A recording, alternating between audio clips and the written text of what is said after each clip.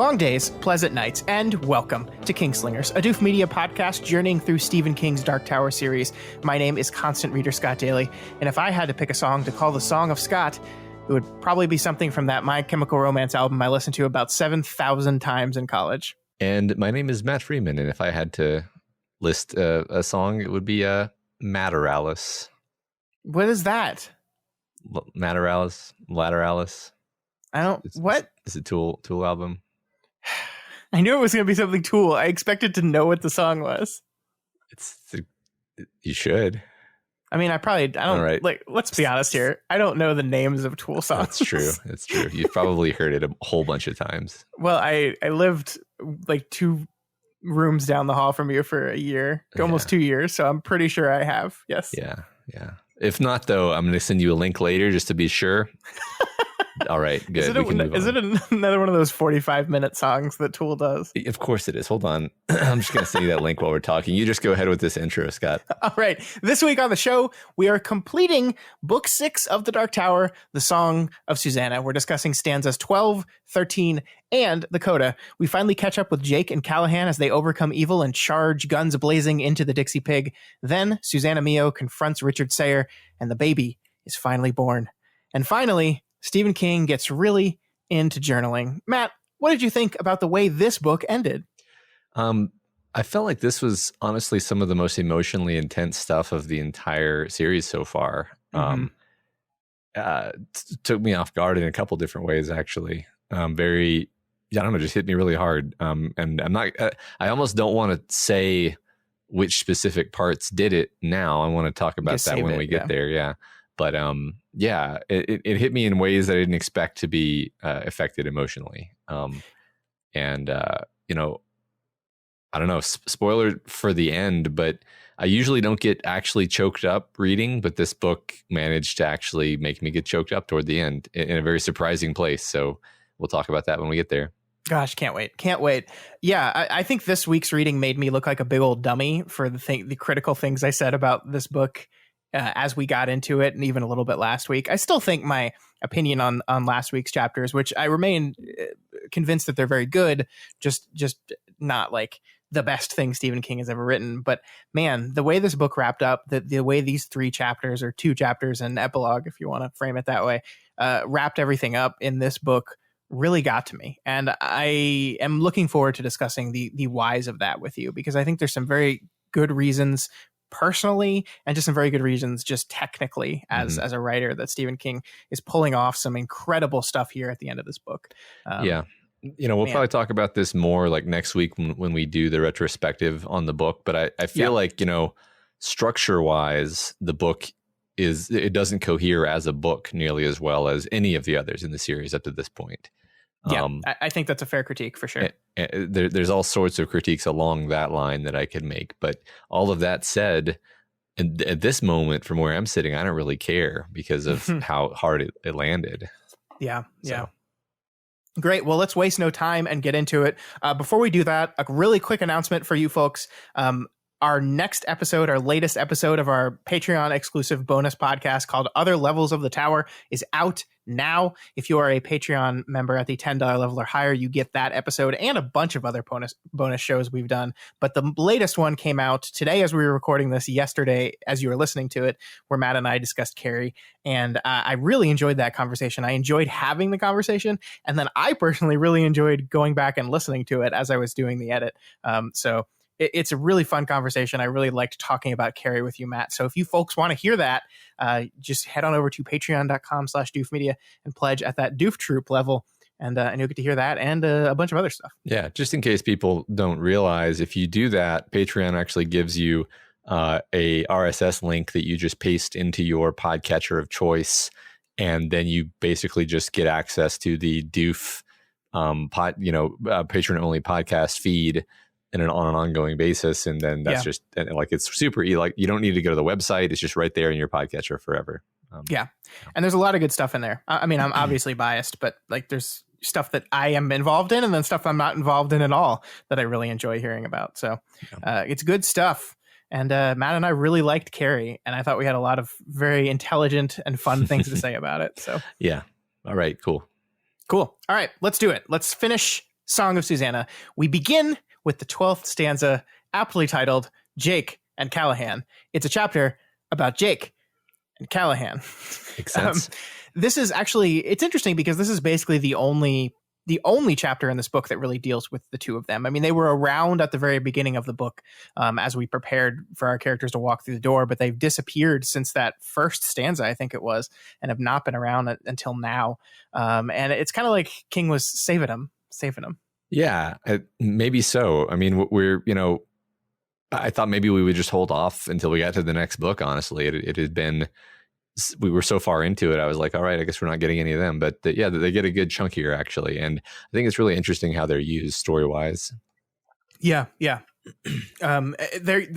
really interesting because they are part of how King builds the climax here, right? Like we have them pushing towards the Dixie Pig, and their chapter ends with them about to charge in, and then we kind of go back in time and see what the place was like before they charged in. So really, like from a progressive time, like time as it is moving in the correct order, the last moment of this book is Jake and Callahan about to walk in, because everything we see in the Mia chapter after that happened before. Yeah. And it's, like you said, it ends as they're about to charge in. We don't see what happens. And like, that's, I don't know what to call it exactly. It's like the climax is truncated and deferred until the next book or something like that. And there's all this emphasis on like everybody, we're going to talk about this later, but like everybody believes they're going to die. Susannah believes she's going to die. Callahan believes him and Jake and Oy are all going to die. And then they rush in there, and then it's based, if, like you just said, effectively in terms of the timeline, the book ends immediately. Yeah. And we so, get a giant to be continued appears on the screen, and we know that Stephen King can only get away with this because the next book is coming out a mere 5 months after this.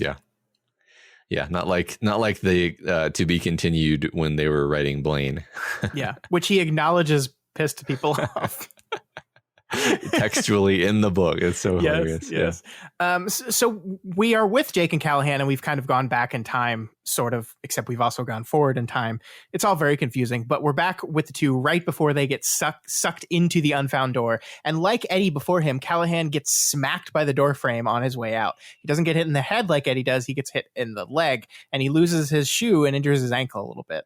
I wonder if there's something we can gather from this, right? Eddie hits his head and loses consciousness. Callahan smacks his leg and loses his shoe. Ka puts you where it wants you to be, but it doesn't actually care about your well-being on the way there, right? Like it's a perfect example of what Ka does. It's going to pick you up and throw you where it needs you to be, but it doesn't care if it smacks your head into a wall on the way there.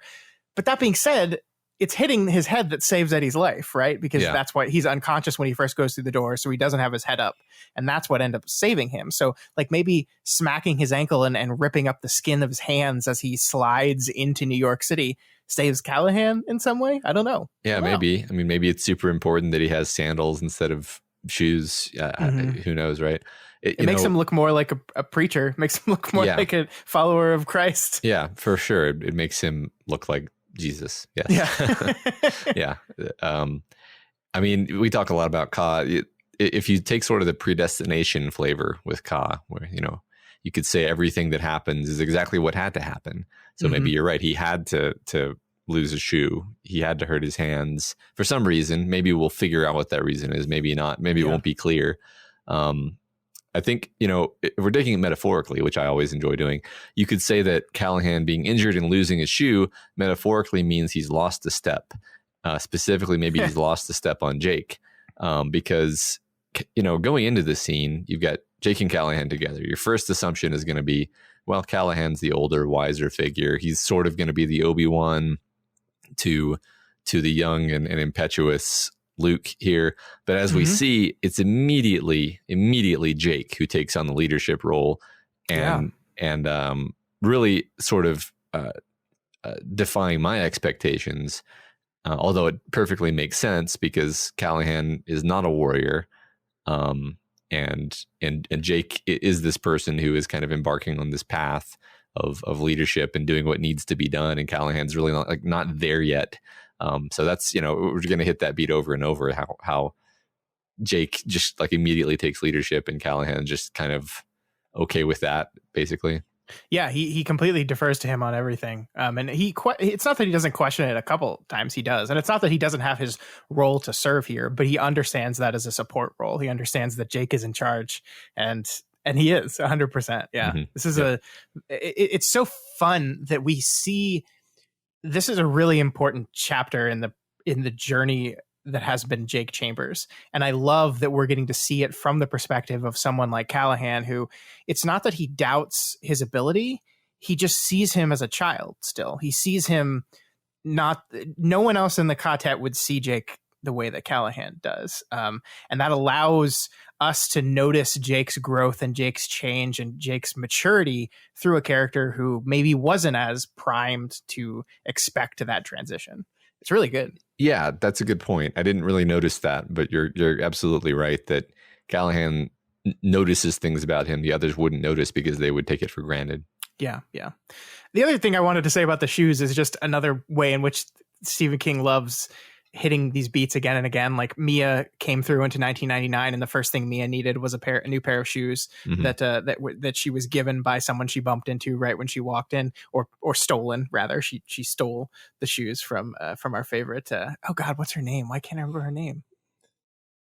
The woman that I know. I also have forgotten. I feel so stupid. Our listeners are screaming at us right now, but that's okay. The point is, Mia/Susannah got some new shoes upon entering New York City 1999.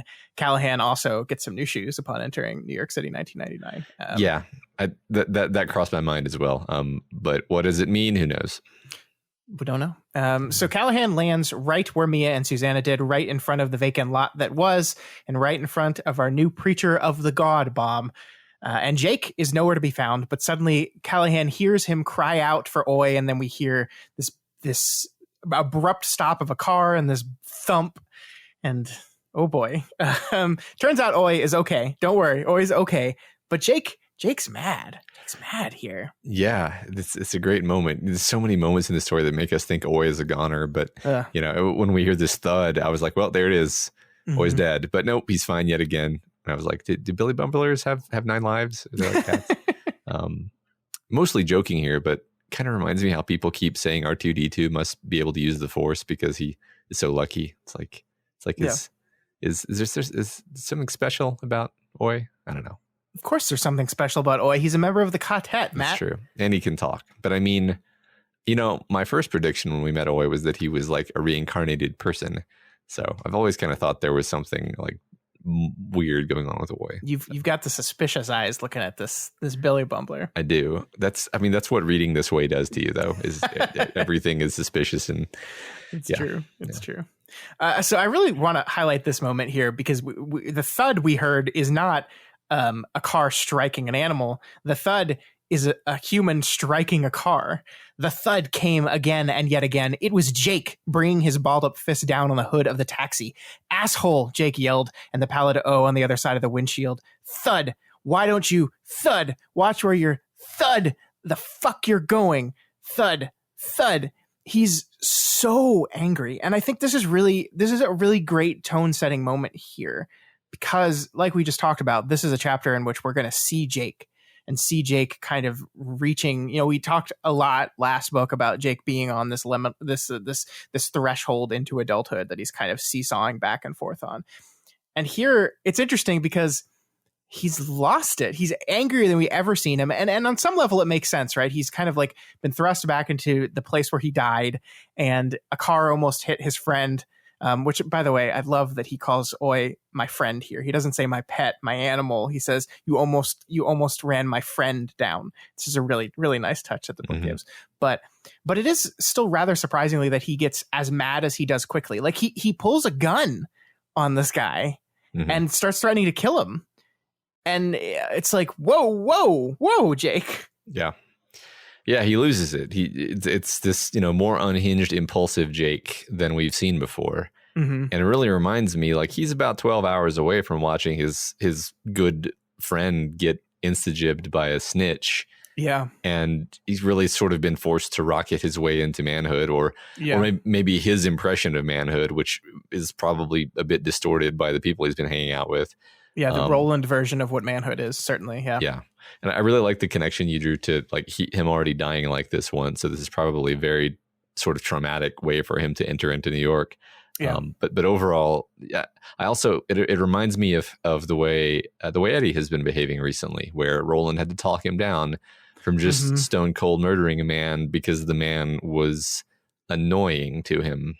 Yeah. And for no real better reason. So I don't know. We don't often parallel Jake and Eddie specifically, but I do feel like showing how raw and emotional both of these men are is intentional. Yeah, I mean, and I wonder if there's something to say there about what gunslinger training does to a person. Like, I think Roland has had a lifetime and a rather long lifetime to kind of get a handle on this level of anger, this level of ability, and almost desire to commit violence at every turn, to see the solution to every problem being the barrel of his gun. He's had a long time to get used to that feeling, and he's taught this way of life to these two men, and they haven't had it for that long. And you see the way it like, you know, when the gun is your only tool, that it solves every problem, right? Like, yeah, like it's the old hammer nail thing. And so I wonder if this is just part of what the way of the gun does to a person. It reminds me of the conversation that Susannah had with herself in that dream in the chapter last week, where the way of the gun is ruin as well as success. I don't remember the exact quote, but like it's a double-bladed sword, right? Like, yeah, double-bladed, double-edged. So in a sense, I mean, Susannah didn't have a moment of freaking out on someone, but that maybe this theme of the way of the gunslinger being a path that destroys you, even if it gives you certain strengths, is also present in her story. So that's I would say so. I mean, partially, yeah. Maybe we can inspect that and pick at that a little bit when we get more into Susannah's chapter this week, but cool. It could be there, yeah. So I think, like, overall, though, this whole thing is basically chaos. Like, they have gone back to New York City, and I think King does a really good job of building this moment to show how different life in New York is compared to, like, what Pear's life was in the Calla. It's noisy, it's loud, everyone's yelling at each other and ready to fight. Callahan is desperately trying to calm down the cabbie, and then the guy behind the cabbie in a Lincoln gets out, and then he wants to start shit. There's like insensitive racial language being tossed around everywhere. Like, when Jake's yelling at this cab driver, everyone around him is just throwing slurs like, yeah, get him. And it's like, oh Jesus, what this place is awful. And then our friend, the Reverend Earl Harrington of the Church of the Holy God Bomb, comes strolling in to help. And here he comes. Here's this character we met last week, and he's here to help out now. I love this quote we have here, Matt, where he said, "I'm sort of semi-retired," Callahan said. "If you have to call me something, make it Pear, or just Don Callahan. Praise Jesus, Father Don." Yeah, it's so glad to see this character again. And I don't know, it has been fun where over and over we'll like sort of meet a character in this book, and then we seem to leave them, and I'm like, oh, I wish we could spend more time with that character, and then they come back. Yeah, it's fun how often that happens. Yeah, and I think he's here like with the giving of the sandals and the refusing to not call him father, and the whole conversation he has with Callahan about religion. I think he's like maybe one of the final pushes for Callahan to like embrace the spiritual side of him again, to really not continue to turn away from that. And I think that's really important for the time when it comes down to his role and making Black 13 go to sleep again. But the Reverend Earl helps out by calming down the angry driver of the Lincoln, by almost breaking his thumbs. The power of Christ. Yeah. Then he complains about Catholics to a Catholic, which I found delightful.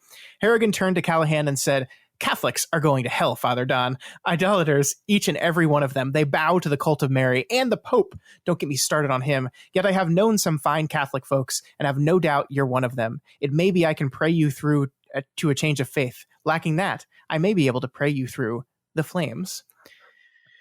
So that's just great, because like It's just like, imagine walking up to a priest saying hello and then being like, so you're all going to hell.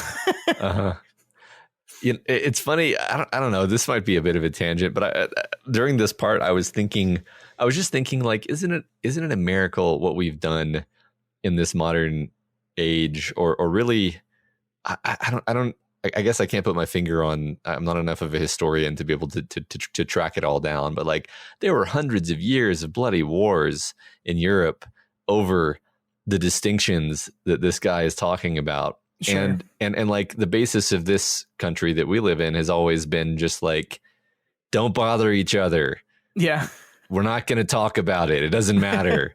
They're Catholics. They go to church on that side of the street, and you go to church over here, and just shut up about it. And so like, I don't know. It's kind of amazing that in the modern age, like, you could actually say this kind of stuff to a Catholic priest, and they'd probably just be like, well, I'll pray for you too. You know? Yeah. I mean, it wouldn't be polite, but it wouldn't cause a fist fight either. And I think that's actually kind of remarkable given a historical context. Sure. Not without, we still have our religious based problems for sure, but yeah, Sure. they are markedly less violent than all religious based conflicts in the past, and that are still occurring in other parts of the world. Yeah. Even now. So yeah. But I wanted to use this moment as an opportunity for you and I to have a palaver on religion in the Stephen King universe again, and maybe more specifically in the Dark Tower universe, because once again, King has introduced us to another character who has devoted his life to his religion. We've had so many of these characters in the series, and this one is called a near twin of Henchek, another religious figure that doesn't quite believe in the same things that our traditional Catholic Callahan does. And it strikes me just how full of spirituality and religion this book is, and the series is, right? We've talked about this again and again throughout the story, that not just the biblical references, but just the importance of spirituality and religion, and kind of combating these ideas and dissecting these ideas. And in this book in particular, though, we're introduced to these very like overarching spiritual concepts, right? We're introduced to Gan. We know of the White. There's a moment later in this chapter where Callahan says, "In the name of Jesus," and Jake follows with "In the name of the White," kind of linking these powers together. And the book doesn't actually bother to have our characters actually argue the point or argue the difference between those things in their minds, just as these characters here don't argue the point in the difference between Catholicism and Church of the Holy God Bomb. Like, he says it, and then Callahan's like, yeah, whatever.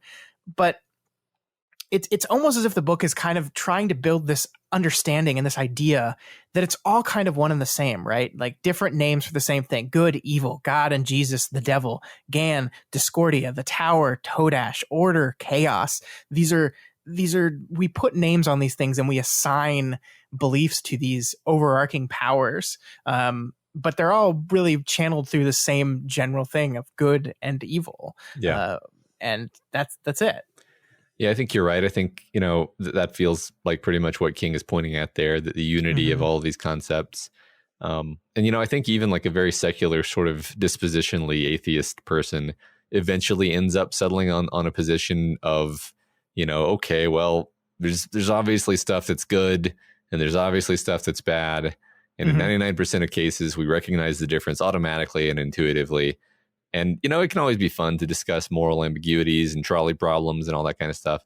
But really, I think most people, most of the time, know what action would be according to the White and which action would not be according to the White. Yeah. And I think that's just something that's innate in humanity. Like, and that's, that's the fundamental thing that King is pointing at there. Yeah, I totally agree with that, for sure. And of course, I personally think all of that stuff that I just said, but also I think we basically know that King himself is sort of like a vague, non-denominational Christian-ish fellow. And so that seems like a consistent way of viewing good and evil. If you're like, yeah, there's probably a God and he's probably good, and there's probably something like a devil and he's probably bad, and the specifics aren't actually too important. That kind of seems to be King's personal feelings, if I had to guess.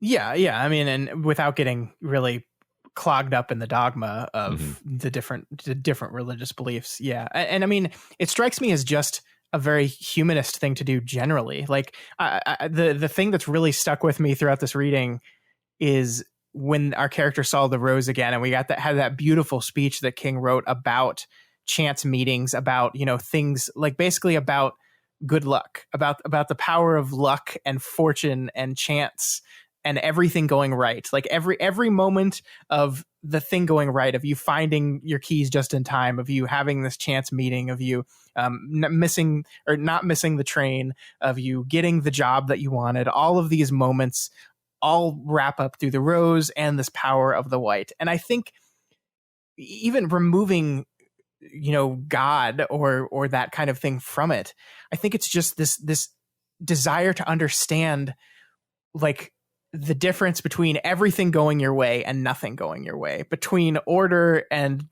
discordia, right? Like between these forces that seem to, as you walk through your life, seem to rule it in some ways. Like it seems like, just nothing's going right for me today. Nothing's happening the way I want it to.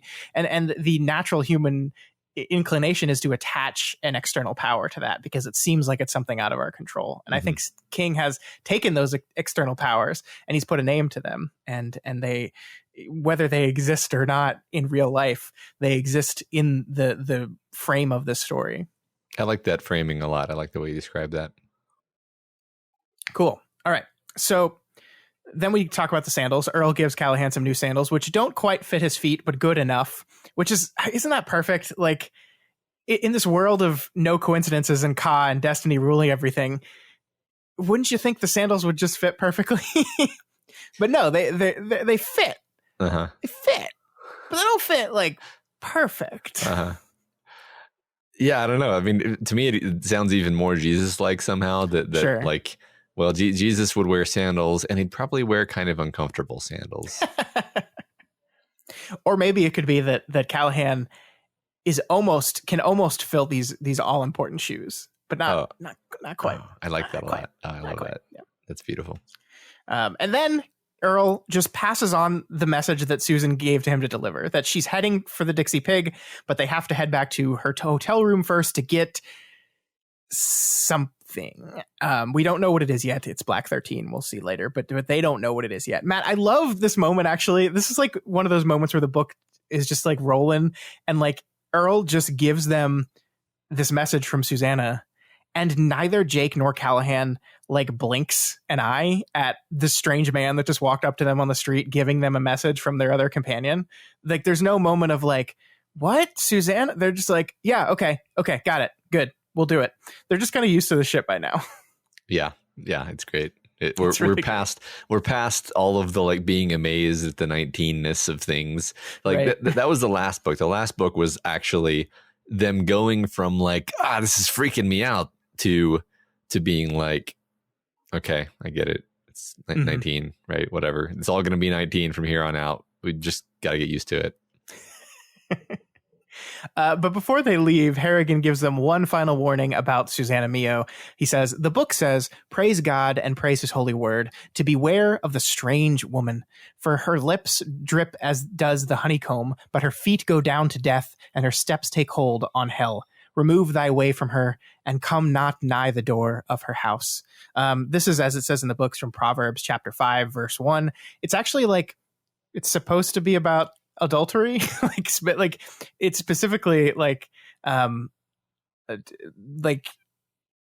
it's not saying for the lips of women, for the lips of the woman. It's supposed to be for the lips of the adulterous woman, right? So it's not, it's supposed to be specific to a woman that commits adultery. Be careful around her. But I love how this translation changes to strange woman, which is just perfect. Like every modern version says beware the adulterous woman, but the King James version that I can see Harrigan reading from says the strange woman, which is just like a perfect way. Like I actually think like I pulled a version here that I want to read real quick. My son, pay attention to my wisdom. Turn your ear to my words of insight, that you may maintain discretion and your lips may preserve knowledge. For the lips of the adulterous woman drip honey, and her speech is smoother than oil. But in the end, she is as bitter as gall, sharp as a double-edged sword. Her feet go down to death. Her steps lead straight to the grave. She gives no thought to the way of life. Her paths wander aimlessly, but she does not know it. So that's a pretty good description of Mia, like perfectly, right? Like every part of Mia's life is, I think, encaptured in this Bible verse. Her feet go down to death. Her steps lead straight to the grave. That's where she's leading. She's leading to death, but she does not know it. She wanders aimlessly. She's bitter and she's a double-edged sword. She drips honey. Her speech is smooth. Like that kind of describes the before she became mortal. Being the seductress. You wouldn't describe her that way now, maybe, but I think she used to be. Yeah. Yeah. I just like, he doesn't even realize he's doing it, but he's basically describing Mia pretty perfectly there. That's cool. I didn't really put that together. I think, my reaction to your passage is just, we get it, King Solomon. You had a bad experience with a woman. Yeah, I love that. He writes this whole passage is like, let me tell you, kid, women.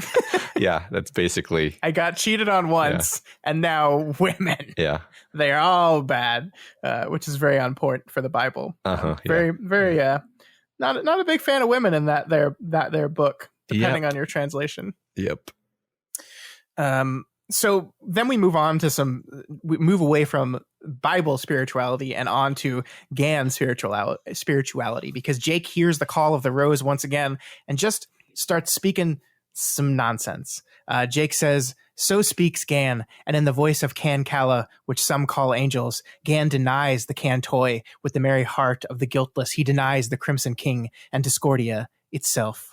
So we've got some more funny words here, Matt. We have Can Calla, which is described as angels per Jake here, which seem to be an even more strong hint that Gan is just like, that just means God. And I think actually there's a moment where Richard Sayer in the next chapter says like, "Gan, damn it." And you're like, oh, I get it. I gotcha. I gotcha, Stephen. But we also have the Can Toy, which seem like baddies, bad guys. And also to remind you that Henchik of the Manny mentioned something about Can Ta earlier in the book, right? We still don't know what that means. So there's like this similar root words, these similar and we're getting more vocabulary. Yeah. Well, the thing that jumps out to me about Can Calla and them being called the angels is we have Calla, Callahan, Can Calla. And we now know that if the word Calla means anything, it means angels. So Callahan is being paralleled to angels, or to, implication of like he is maybe an angel. He is the sort of God in the story, right? He's a wee bit like Gandalf. He's kind of, maybe he is a guardian angel. Maybe he's got a guardian angel watching over him. I knew I was right to pay attention to all these nonsense words.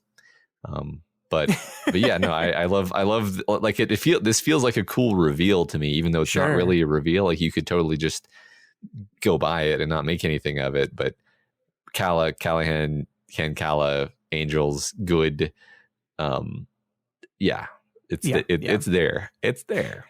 It is there. And once again, we've talked so much about Stephen King and repetition. And I think the Calla Callahan repeated refrain throughout these last two books has really primed you to make that Can Calla connection. You're already like halfway there in your head because you've read Calla Callahan over and over again. So it's like, it's primed you to look for words that sound similar to Callahan. And then here we have it right here. Yep. Exactly. Yep. And it happens in one of, if not Callahan's greatest moment, or immediately before one of Callahan's greatest moments. So yeah, it's pretty fitting. I guess I'll tell you here that Kanta is a word that is defined in one of King's other novels, the novel Desperation. So I can't remember, frankly, if we ever get a full explanation of what that word means in the context of these books. I could tell you right now, but I just honestly don't remember. So I'm going to save it in case we do. But it is defined in Desperation. So if you had read that book going into this, you'd know exactly what Kanta is referring to. It's not like super important, but just an FYI. Cool. We also hear from Harrigan that the rose is still very much okay. And inside the skyscraper that now sits on the empty lot, in front of the rose in the middle of a garden, is a plaque that says, "Given by the Tet Corporation in honor of the Beam family and in memory of Gilead." It's fun, right? It is fun. And I guess this is our clue that Roland and Eddie's mission in the past was a success. I mean, honestly, there's a bit of, I'm a bit confused because am I confused or I'm just making the assumption that they're right when they say that this world is basically one timeline. Wait, you're not supposed to be able to change the past in this world, but they did go back in time. I'm so confused. Whatever. Did they go back in time, or did they go to the whole thing? You can go forward in time in this world. You just can't go back. You can't undo something you've done. So this is the future, and they're in the present. Sure. It does seem like their mission was probably a success. Okay. Gonna go with that. Cool. As they head to the hotel, Jake also feels another image coming to him. This one of a black man with a toothbrush mustache, and he wears funny little gold-rimmed glasses, like a wizard in a fairy tale. And more importantly, Jake feels that it's the tower himself sending him this message. The message of Gan and Cantoy and Cancala, that he felt was coming from Mia, coming from Susan. But this he feels is coming from the tower itself. So it's almost as if the book is telling us, hey, this is really important. Whoever this guy is, he's really important. Do you have any guesses here, Matt? Any? I mean, I don't think we've seen a person described this way, but could it be Susannah's father's friend or the person Susannah knows who's supposed to, undergo the task of starting up the Tet Corporation? Okay. That's my only... Yeah. Sure. That guy's name was Moses Carver, by the way. Moses Carver would be my guess there. And the name Moses has, been pointed out to us in the story. Yeah. So. Yeah. We talked about that last week. Yeah. Well, we'll find out. But who this man is aside, I think it's true that the tower or whatever is taking a much more active role in things in this book, isn't it? We talked at the very beginning of the story about how Eddie was physically prevented from going in the door, and it ended up, that ended up being a good thing because Eddie needed to be the one to kind of confront Tower on his bullshit and talk him out of it.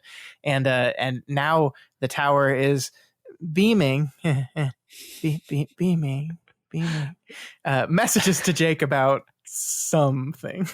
Yeah, it is interesting that the Tower is speaking to them now after Roland journeying for so long. He's never had anything like the Tower just telling him something. Yeah. I mean, I guess maybe there have been times where it was close, but this seems really clear. Maybe it's because they're like in Earth Prime now, or maybe it's because he's like right next to the Rose.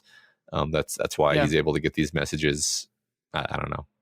Yeah, I mean, I also think we're approaching the finish line, right? We're getting closer and closer to the goal. Mm-hmm. So maybe like things are more important now. The moments that matter, like there's less time to fix them. Mm-hmm. It's like playing the stock market at the end of your life. You don't have time to make up for the bad choices, right? So it's got to take a little bit more active role. Yeah. I got to make those big bets as the clock runs down. That's a comparison I didn't expect to be making today, but here we are. That's what my financial advisor says. Closest you are to death, the more you should just bet it all on red. I don't think that's what I said.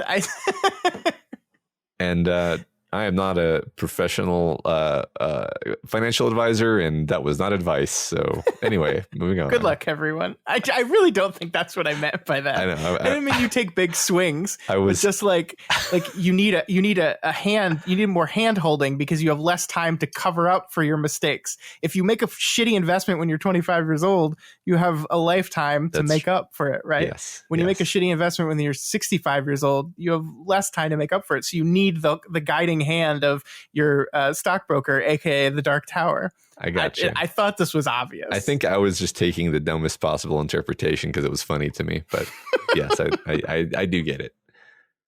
All right.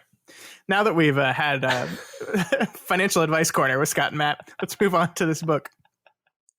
So Jake and Callahan approach the lady at the front desk of the hotel, and she says that she has a message for the two of them, a message from a man named Stephen King. And the front desk lady, who, remember, had a much more negative reaction to Susannah's little turtle trinket than our Swedish friend did, also says this phrase I love. Probably there are normal Stephen Kings all over the United States who wish he'd just, I don't know, give it a rest. I love self-deprecating Stephen King. He's my favorite Stephen King. Me too. I immediately imagine King at like a book signing having to deal with like Stephen King's walking up and being like, "Hey, People always, every time I say my name, people mention you, and then King being like, it's not my fault, it's just my name. It's like Michael Bolton from Office Space, right? I can't guarantee this is why this is in the book, but I just feel like it is. You know what? Death of the author. That's why. That's why. There we go. There you go. So the message for Jake is the same one that Stephen King wrote and then ate at the conclusion of last week's chapter, which forces us to reckon with the fact that Stephen King's poop is somehow also magical. Mm-hmm. Anyway, the message says, Dada chum, dada chi, not to worry. You've got the key. Dada chud, dada ched. See it, Jake? The key is red. Inside the envelope is a little plastic room key that changes color to red as soon as Jake reads the line. Then all the lines promptly disappear because they were magic poop ink or something. You must have those magical clockwork bowel movements like old gnats. Yes. The two head up to the 19th floor with their red key, knowing what they've come to get, the Black 13. It's awake now, Matt, and as they walk into the room and open the safe, it almost immediately ensnares them. And we have this beautiful moment from Callahan where, and it can send you places, Callahan thought. All you have to do is let down your guard a little bit. Open the bag. Open the box. And then, oh, the places you'll go. Pop goes the weasel. True though he knew this to be, part of him wanted to open the box. Lusted to. I really love this. Yeah, this whole sequence in the hotel room is so tense. Mm-hmm.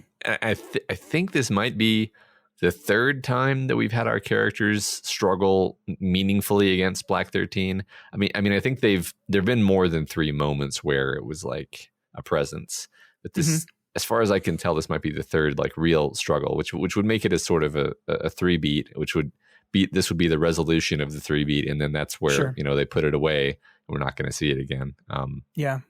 But anyway, this seemed like the most scary and the most dangerous time that we've ever encountered it. And, I don't know why exactly it has been waking up, they say. And maybe it's also because it's just Jake and Callahan here. Yeah. Like you don't have Roland here. You don't. It's just these two. And also like we're so in Callahan's head here. We have no real, outside perspective on it. We're just in Callahan's head. And that makes it even more gripping, I think. Yeah, totally. And I mean, we have to, like, I think the last time we dealt with this thing, it was Eddie almost dying because he succumbed to it and it wasn't even fully awake, right? So King has kind of primed us to how powerful this thing is. And it also makes us say that, it's a good thing Eddie didn't go through this door like they originally planned, because if it was Eddie that was responsible for doing this, it might not have worked out. Good point. Them. Yeah. But I love the temptation to run, right? Because like it's the temptation to fall back into old Callahan habits, right? To be this person that just wanders, to be this wandering man that has no home and no stake and no faith, and probably succumbs to his alcoholism again. And he wants it. He wants it so bad. There's still part of that addiction that's still there, and it will always be there with him. But then Callahan starts thinking back to Salem's Lot, back to the moment where Barlow batted away the cross that Callahan held against him like it was nothing. Sad to see the man's faith fail, the vampire Kurt Barlow had said, and then he'd plucked Don Callahan's dark and useless cross from his hand. Why had he been able to do that? Because the paradox, consider the riddle. Father Callahan had failed to throw the cross away himself, because he had failed to accept that the cross was nothing but one symbol of a far greater power, one that ran like a river beneath the universe, perhaps beneath 1,000 universes. I need no symbol, Callahan thought. And then, is this why God let me live? Was he giving me a second chance to learn that? And so this is really what set my head spinning about this whole religion conversation, because I think that this is the moment that really sells that idea of, who cares what your denomination is? Who cares what your belief is? It all channels into the same thing. It's all just a name or a symbol to represent the same thing, which is this great power, this great power that lies at the center of all things, that you're channeling through God or Jesus or Buddha or Gan or whatever you want to call it. It's all part of the same thing. And the symbol itself doesn't matter, because the power will be there. Whether you call it Jesus Christ, it's still the power that is there. And it's at this moment of realization, this moment of transcendence for Donald Callahan. I'm glad that you kind of put that together for me, because that is the reason why we just had this interaction with this other preacher from a very different sect of Christianity. And then we've also, relatively recently been with the Manny. In fact, from Callahan's point of view, he was with the Manny. 2 seconds later, he was talking to this. I already blanked on his name. Not doing good with names today. With Henchik's double. No, well, Henchik's double. Basically talking to Henchik, then talking to Harrigan, then talking to Harrigan, right? And just immediately confronted with these wildly different interpretations of different but very similar men who are following what they see as goodness.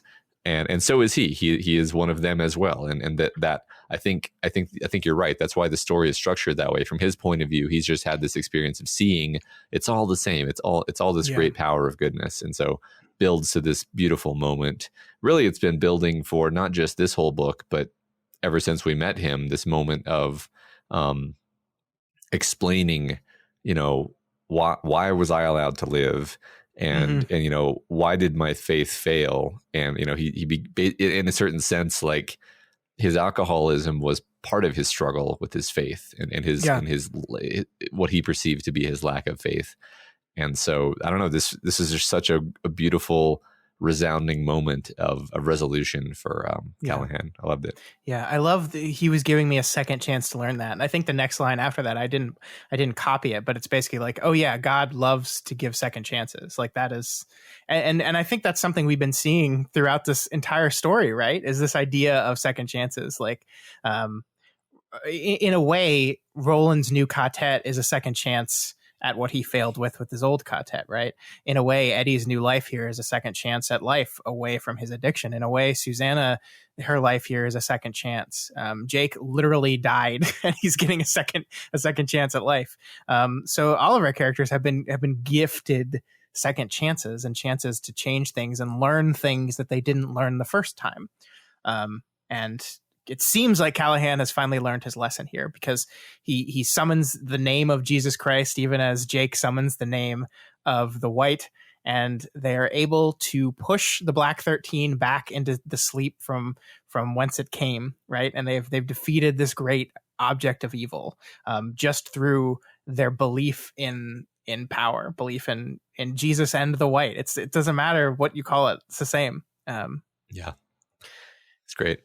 And so my question for you, we kind of hinted at this before, but could Eddie and Roland have done the same thing? Because I think this, as the plan, as our characters laid it out at the beginning of the book, where Callahan and Jake were going to go deal with Calvin Tower, and Roland and Eddie were going to go to 1999 and rescue Susannah. Sorry. I've done that so many times. Yeah, me too. And so they would have had to be the ones that dealt with, or rather did not deal with Black 13. Mm-hmm. And I just don't think they could have been able to. Like, this is literally Callahan's purpose here. This is why he's here. Yeah, I think you're exactly correct there. I think this is his power. His power is to be. I mean, I'm kind of thinking of him as like the angel in the story, where he's a kind of representative of faith and God. And he doesn't have the weaknesses that Eddie and Roland have either. Like, remember, the way that it almost got Eddie was telling him, like, oh, you can just fly to the tower. Just go fly to the tower. And it's because Eddie is a tower junkie, and so is Roland. It was able to get into Roland's physical body. It was able to to ramp up his arthritis. And it's like, okay, well, that was with it basically asleep. Now it's awake. So I don't think either of them would stand a chance in this situation. Yeah, I think you're exactly right there. Cool. Yeah. So it looks like everything worked out, right? The people went where they needed to go, because I do think it's true that without Eddie there in Maine, I don't know if Calvin Tower is convinced to change his mind. I think Eddie had a very important role to play in that thing. So yeah, I think you're right. Ka puts you where it needs you and doesn't give a shit about what things you bump into on your way. So the two take the sleeping ball and bring it to downtown Manhattan to a long-term storage box under Well, it's under the fucking World Trade Center, Matt. You were right about the Twin Tower reference at the end of last week's chapter. Except, why there, right? Why hide them there? Yeah. you know, last week you asked, and why might that be? And I literally thought, because the towers are going to collapse on them and then it's going to be sealed away. And I was like, I don't want to say that. Because the fucking audacity of doing that, right? Yes. Like the audacity of in the year 2004, which is 3 years removed from 9/11, for Stephen King to go, oh, I got an idea. They're going to put the ball in a storage box under the World Trade Center, which by the way, his author notes say there never was a long-term storage locker underneath the World Trade Center. There was just never anything like that. So this is totally made up. And then to have his character say, it's good until June of 2002, unless someone breaks in and steals it, or if the building falls down on top of it, Jake said. Callahan laughed, although Jake hadn't quite sounded as if he were joking. Never happened. And if it did, well, one glass ball under 110 stories of concrete and steel, even a glass ball filled with deep magic. That'd be one way to take care of the nasty thing, I guess. Holy shit. Yeah. I mean, yeah. I'll tell you my thoughts on this, like, as I was reading it. So I don't know. This is probably me the closest I get to just criticizing the book in a negative way. Like, I'm a millennial of the age where 9/11 was like the most horrible thing I'd ever seen, and it was hitting me just at the time when I was fully capable of like feeling the horror of that. So for those that don't, we were both I think we were 17 or I think we were 17. I think we were 17. Because I was a junior in high school. So we were also like right on the cusp of draft age, and I literally remember the conversation I had with my friends, which is like, we're going to go to war. And I don't think I fully understood the political dynamic of the world yet. And I was like, they're going to reinstitute the draft. We're going to go to war, and we're going to get drafted to go to war. That was the thought in my head around this time. Me too. Yeah, I think to being an American male at about 18 in 2001 is a very interesting experience. Yeah, so go on. Sorry. I would say, people younger than that, I don't think had the same trauma, and people older than that, I think were maybe able to process it better. I don't know. But anyway, the point is, even 20 years later, I don't feel compelled to ever joke about 9/11 or to make light of it. And it would never occur to me to use it as a plot device in a story. And I mean, it just seems tasteless to me. And I was like, but then I was like, I don't think Stephen King has like normal filters. Sure. And that's why he's Stephen King, because like the horrible and the macabre are his color palette. And he has to go to these places I would never go to because I just instinctively, subconsciously shy away from crossing these lines. I shy away from joking about 9/11 or making light of it. And Stephen King doesn't, and he doesn't shy away from a lot of other stuff. You got to take your Stephen King with the rough edges or not at all, I guess. Yeah. I agree with you. I would never do it, but I got to give the man credit for having the balls to do something like this. Not in 2020, mind you. Like in 2004, not that long ago. At that point, the wounds were still fresh, and I mean, I think the world needs people that are willing to cross those lines, though, because we can't hold everything sacred at all times. Like we have to have some people that can make jokes about it. Like I don't know if you've seen the movie The Big Sleep No. with Kumail Nanjiani. Am I thinking of? No, The Big Sleep is a Raymond Chandler novel. What am I thinking of? Anyway, it's a Kumail Nanjiani movie. The Big Sick? About The Big Sick. Thank you. I've seen The Big Sick, yes. I was close.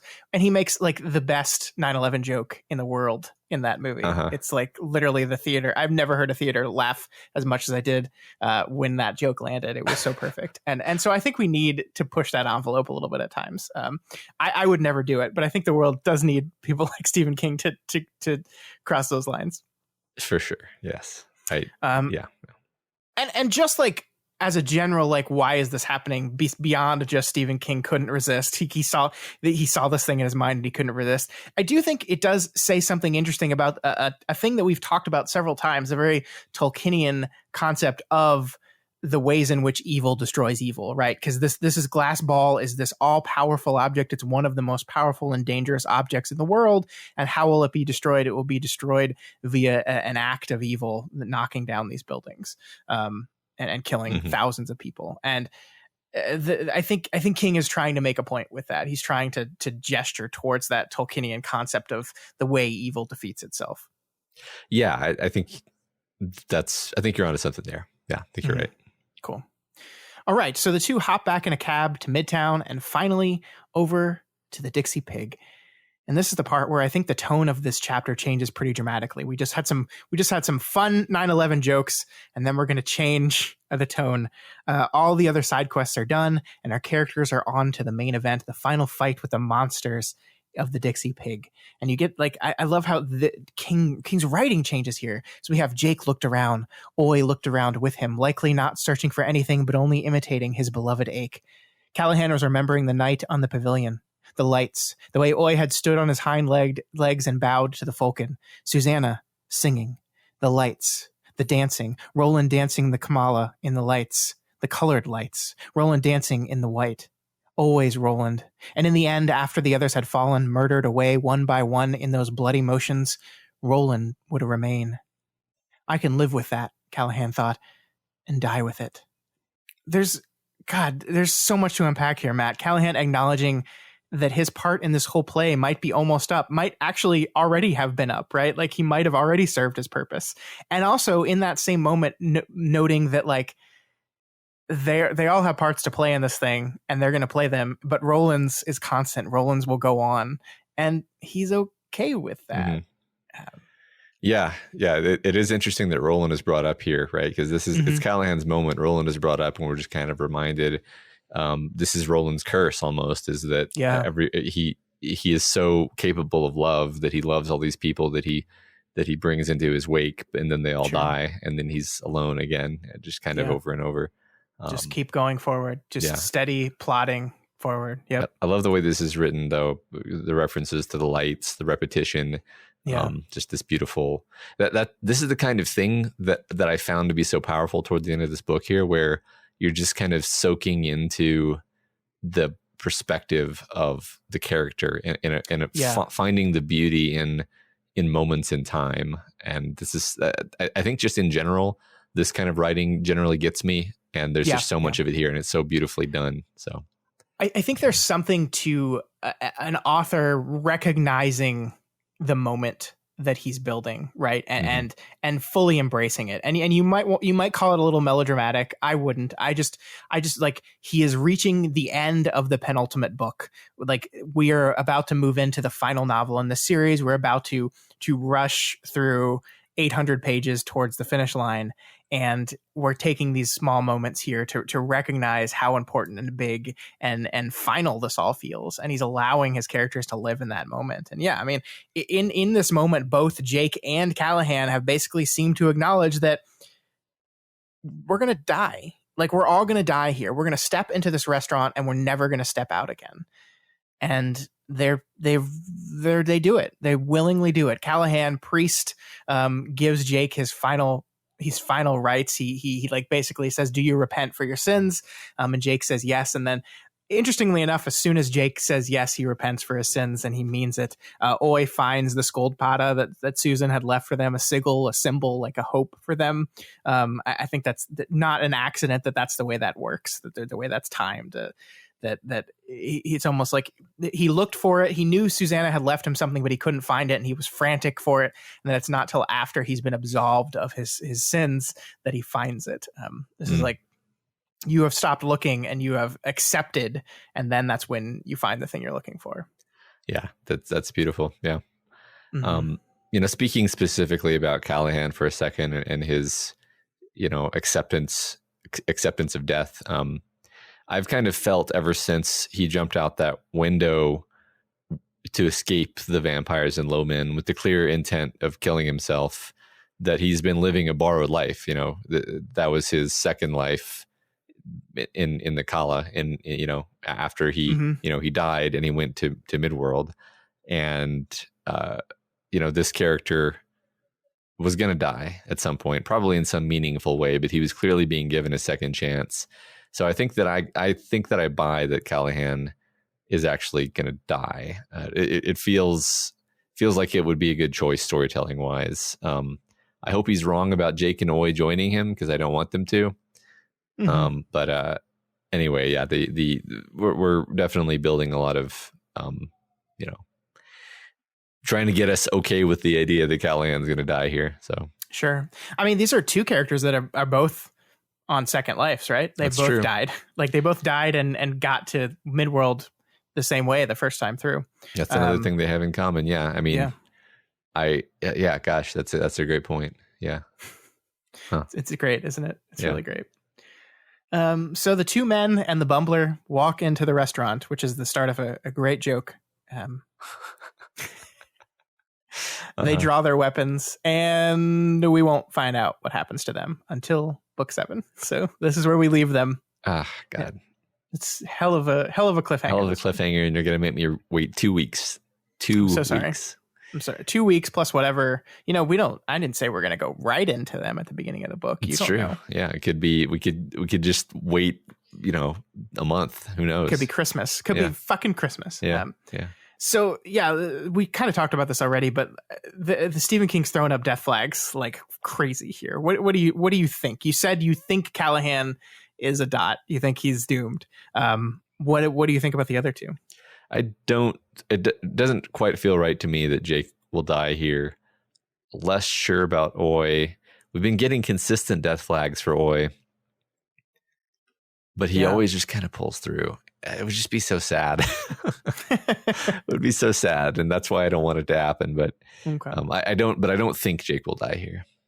Okay, cool. All right. Well, let's move into the 13th and final chapter. Besides our epilogue.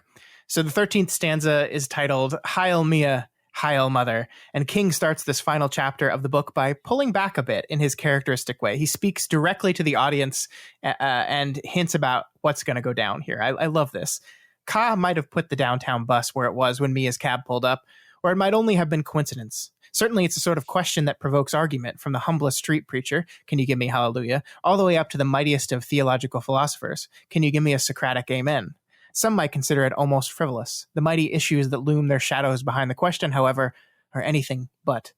One downtown bus, half empty. But if it hadn't been there on the corner of Lex and 61st, Mia likely would never have noticed the man playing the guitar.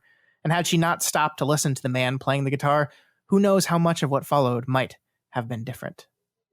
It's really interesting to me because we don't necessarily see what's different, right?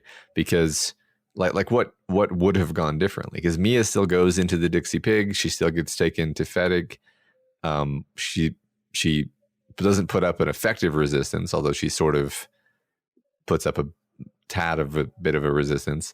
So it's like, well, what could have gone differently? And my only thought is like, well, maybe the place where things go differently is in the next book. We don't see that happen yet, or maybe it's possible I'm missing something. I guess the reason I bring it up is to say, am I missing something here where Mia takes some action that distinctly would have been different if she hadn't run into this guitar playing man?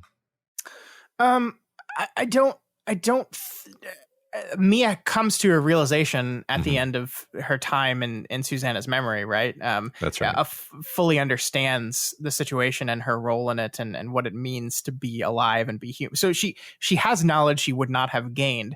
I do not think we've seen that knowledge play out in any specific kind of way yet. No. We also do have to say that, like, without the distraction of the guitar playing, Susannah would not have been able to drop the little turtle statue. That's true. Again, that does not necessarily mean anything yet. It might not, but that was done through Mia's distraction. Yeah, that's true. So that's one thing at least, and the fact that she's had this change of heart, it could lead to her making different decisions down the line. Yeah. So yeah. I think overall it's okay for you to be semi-confused here. I think that's fine. All right. That's fine. Yeah, it's just that. I mean, the turtle is something I hadn't thought of. So that's already one thing you've pointed out to me. So we're good. Okay, cool. All right. So speaking of that man playing guitar, it's the Man of Constant Sorrow, the song from the beginning of the book. And here we learn for the first time the significance of that song for Susannah. After all she had been through since meeting Roland, hearing Man of Constant Sorrow on this New York street corner did not strike her as coincidental in the least. And it was a wonderful song, wasn't it? Perhaps the vertex of all folk songs she had loved as a younger woman, the one that had seduced her step by step into activism and had led her finally to Oxford, Mississippi. Those days were gone. She felt ever so much older than she had back then, but this song's sad simplicity still appealed to her. The Dixie Pig was less than a block from here. Once Mia had transported them through the doors, Susannah would be in the land of the Crimson King. She had no doubts or illusions about that. She did not expect to return from there, did not expect to see either her friends or her beloved again, and had an idea she might have to die with Mia's cheated howls for company. But none of that had to interfere with her enjoyment of this song now. Was it her death song? If so, fine. Everyone's ready to die. Yeah, the book really wants us to believe that everybody who goes in the Dixie Pig is going to die in there. Yeah. And I don't think that's going to happen, but it's definitely being emphasized here. Sure. But what happens, though, is not just that that Susannah sits here enjoying a song that connects her to her past, but Mia listens to a song that connects her to Susannah's past. The song stirs something in Mia, daughter of none, as well, and she demands that he play the song again, the full song. And while she listens, Susannah transports her back into a memory. And again, I love the writing here, right? In the land of memory, the time is always now. In the kingdom of ago, the clocks tick, but their hands never move. There is an unfound door, O lost, and memory is the key which opens it. So we move back to 1964, and it turns out that Susannah, Odetta back then, sang this very song the night before they were jailed in that horrible jail cell in Oxford, Mississippi, the night before the event that kind of defined Susannah's life, or at least the point in Susannah's life that we meet her at. She sang this song. So this is, in fact, Matt, the song of Susannah. Here it is, finally. This is Susannah's song. And so she's remembering this night where everyone was happy and everyone was singing, and they knew that their friends were probably already dead, but they were happy in this moment. And I'm just going to read this all because it's just beautiful. In the land of memory and the kingdom of ago, they sing. In the blood heat of their youth, in the strength of their bodies, in the confidence of their minds, they sing. To deny discordia, to deny the cantoy, in affirmation of Gan the maker, Gan the evil taker. They don't know these names. They know all these names. The heart sings what it must sing. The blood knows what the blood knows. On the path of the beam, our hearts know all the secrets. And they sing. Odetta begins and Delbert Anderson plays. She sings, I am a maid of constant sorrow. I've seen trouble all my days. I bid farewell to old Kentucky. And it's beautiful, right? Like this is love and goodness and togetherness and community in defiance of all the bad out there. These are freedom fighters in the 60s trying to win rights for their people, and they're in a place where everyone hates them, a place where they're going to throw them in jail and leave them in there until they piss themselves, a place where 3 of them have already been murdered, and they deny it. They love and embrace and live, and it's just so beautiful. It really is. And King, I think what takes this from just really good writing to great writing for me, Matt, is that King has this play out through Susannah's perspective, and then he does this absolutely beautiful thing on top of it. He switches perspectives. Now we are in Mia's head as she relives this memory, as she relives this love that all these people have for each other, this life that they share, this camaraderie in spite of the fear, perhaps as the text says, because of the fear. And this is something that Mia has never experienced, has never seen before, has never felt before, and she is absolutely awed by it. And I think that switch, that you use Susannah to define the importance of the event, and then you switch to Mia and you have her live it. And that is so fucking powerful, and it hit me like a brick. Mm-hmm. Yeah, I mean, I think this is maybe the most beautiful writing in the whole series up to this point. Mm-hmm. And I think, like you said, the ideas that the writing is carrying are so just breathtakingly powerful. Like you just articulated, the moment as it's described for Susannah is this beautiful affirmation of life, and the white just to encompass all of the stuff that's being gestured at here. And then when you switch over to Mia and this idea of her realizing that she has missed everything that was important about being alive, and now she's going to die, it was so thoroughly tragic. And this book has been working toward making me feel more sympathetic and pitying Mia, but that moment by itself was just enough to just make you feel so sorry for the woman. 100%. And meanwhile, while Mia is happening, like an alarm goes off and Susannah has to jump back into the Dogan to see what's going on. The system, aka Susannah herself, is about to shut down. She's been holding it back too long, and she's forced to dial the labor meter all the way up to 10. Once again, no more stalling. The chap is officially coming. And the last thing Mia says is, "This is Susannah Mio signing off. God be with you, boys. God and Ka." The way King is pulling out our heartstrings here is so good, right? There's this dichotomy, right? We have this moment where we see Odetta in, quote, the apotheosis of her life being remembered as Susannah lets loose the final knob that could very well be the apotheosis of her death. Is just perfect. It's really perfect. It's culmination in a way that this works. Just kills me. It just kills me. Yep. It's great. It's perfect. And then we have this moment where Mia asks to palaver with Susannah one more time. And it says, "And Mia, sweet, stupid Mia, I agreed to mortality. So you said." And certainly Mia had looked mortal and mortal and terribly pregnant. "Yet I've missed most of what makes the short-term life worthwhile, haven't I?" The grief in that voice was awful. The surprise was even worse. "And there's no time for you to tell me. Not now." It's heartbreaking. It's heartbreaking. Yeah, didn't expect to have my heart wrenched like this from Mia, of all people. Yeah, and then Susannah does have time to fulfill one last request. Susannah takes her back into another memory, a simple memory of Odetta coming home from school and her mom just being there to greet her. It is only one moment in an unmarked million, a single atom of event in a lifetime of them. But it stole Mia's breath and showed her in a concrete way she had previously not understood how rich motherhood could be, if it was allowed to run its course, uninterrupted. And Mia knows that even if it's only the 1% chance to have that moment, even if it's less than a 1% chance, she has to take it. She doesn't have a choice. Yeah, right. I mean, I guess that's kind of what I was gesturing at when I said it doesn't seem like she makes any different choices here, but there are some minor differences.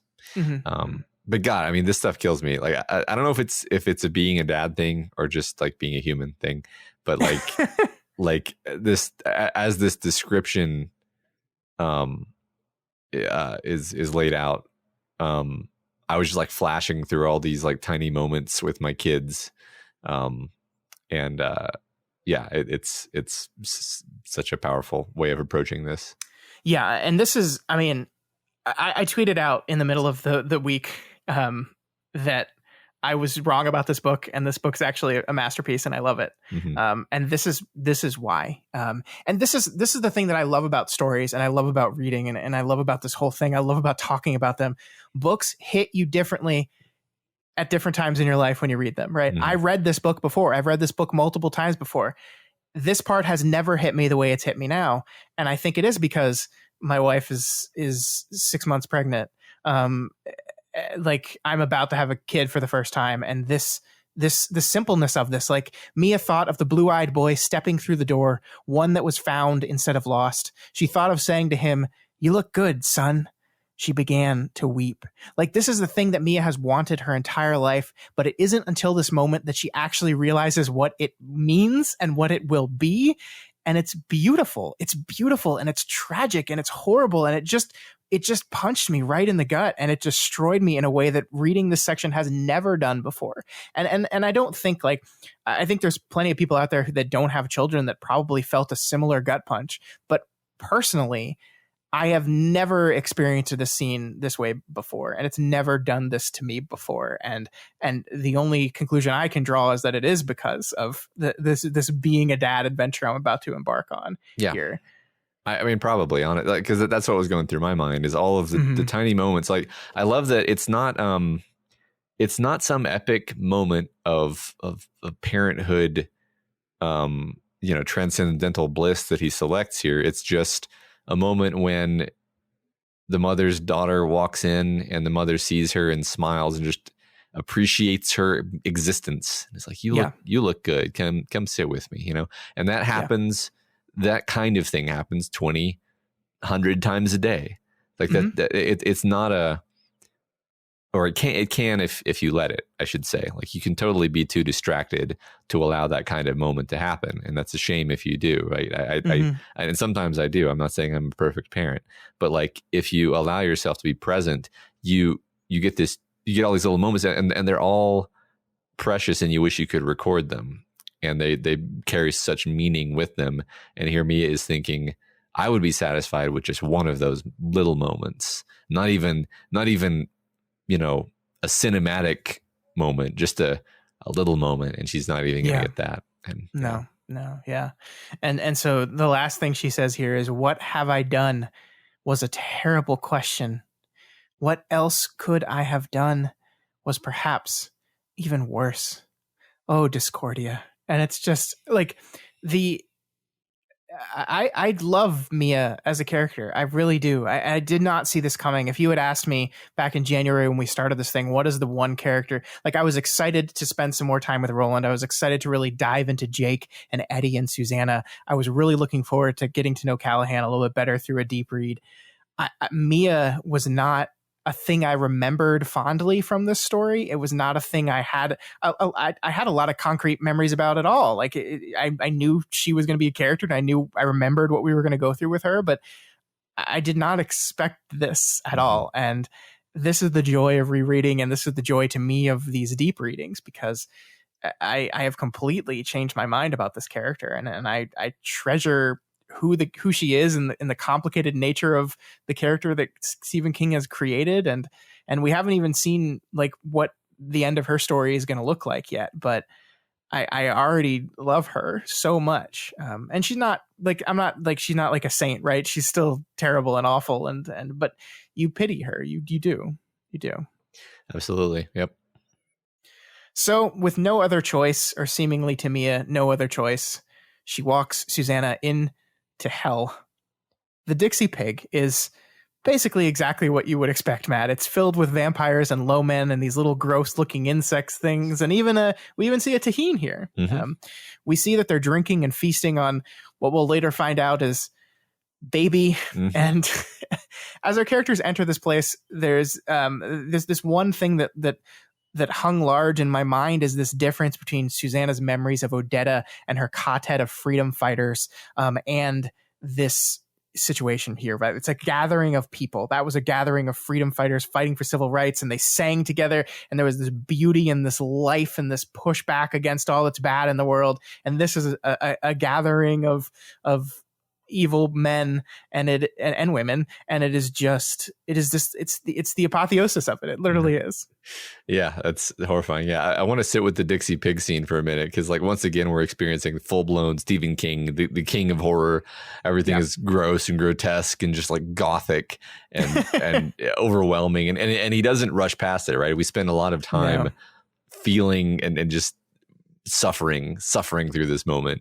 It's great. Yeah, and it's like every bit of it's great because it's disgusting on its own, but every further wrinkle, every further disgusting moment is just another nail in Mia's coffin, where she's just coming to realize, I mean, she realizes it like the second she walks through the door, and then every little bit after that is just icing on the cake of, you fucked up, you're screwed, you're getting nothing. Sorry. Like it's so good. It's so good.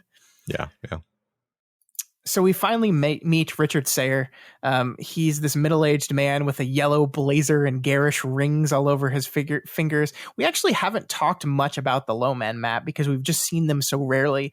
But we see a lot of them here, and I love how King describes them, like this pool of blood in the middle of their forehead that never spills over, this used car salesman-like feel to all of them. They're just greasy and slimy and gross, and that's even before we see what's under their flesh masks that they're wearing.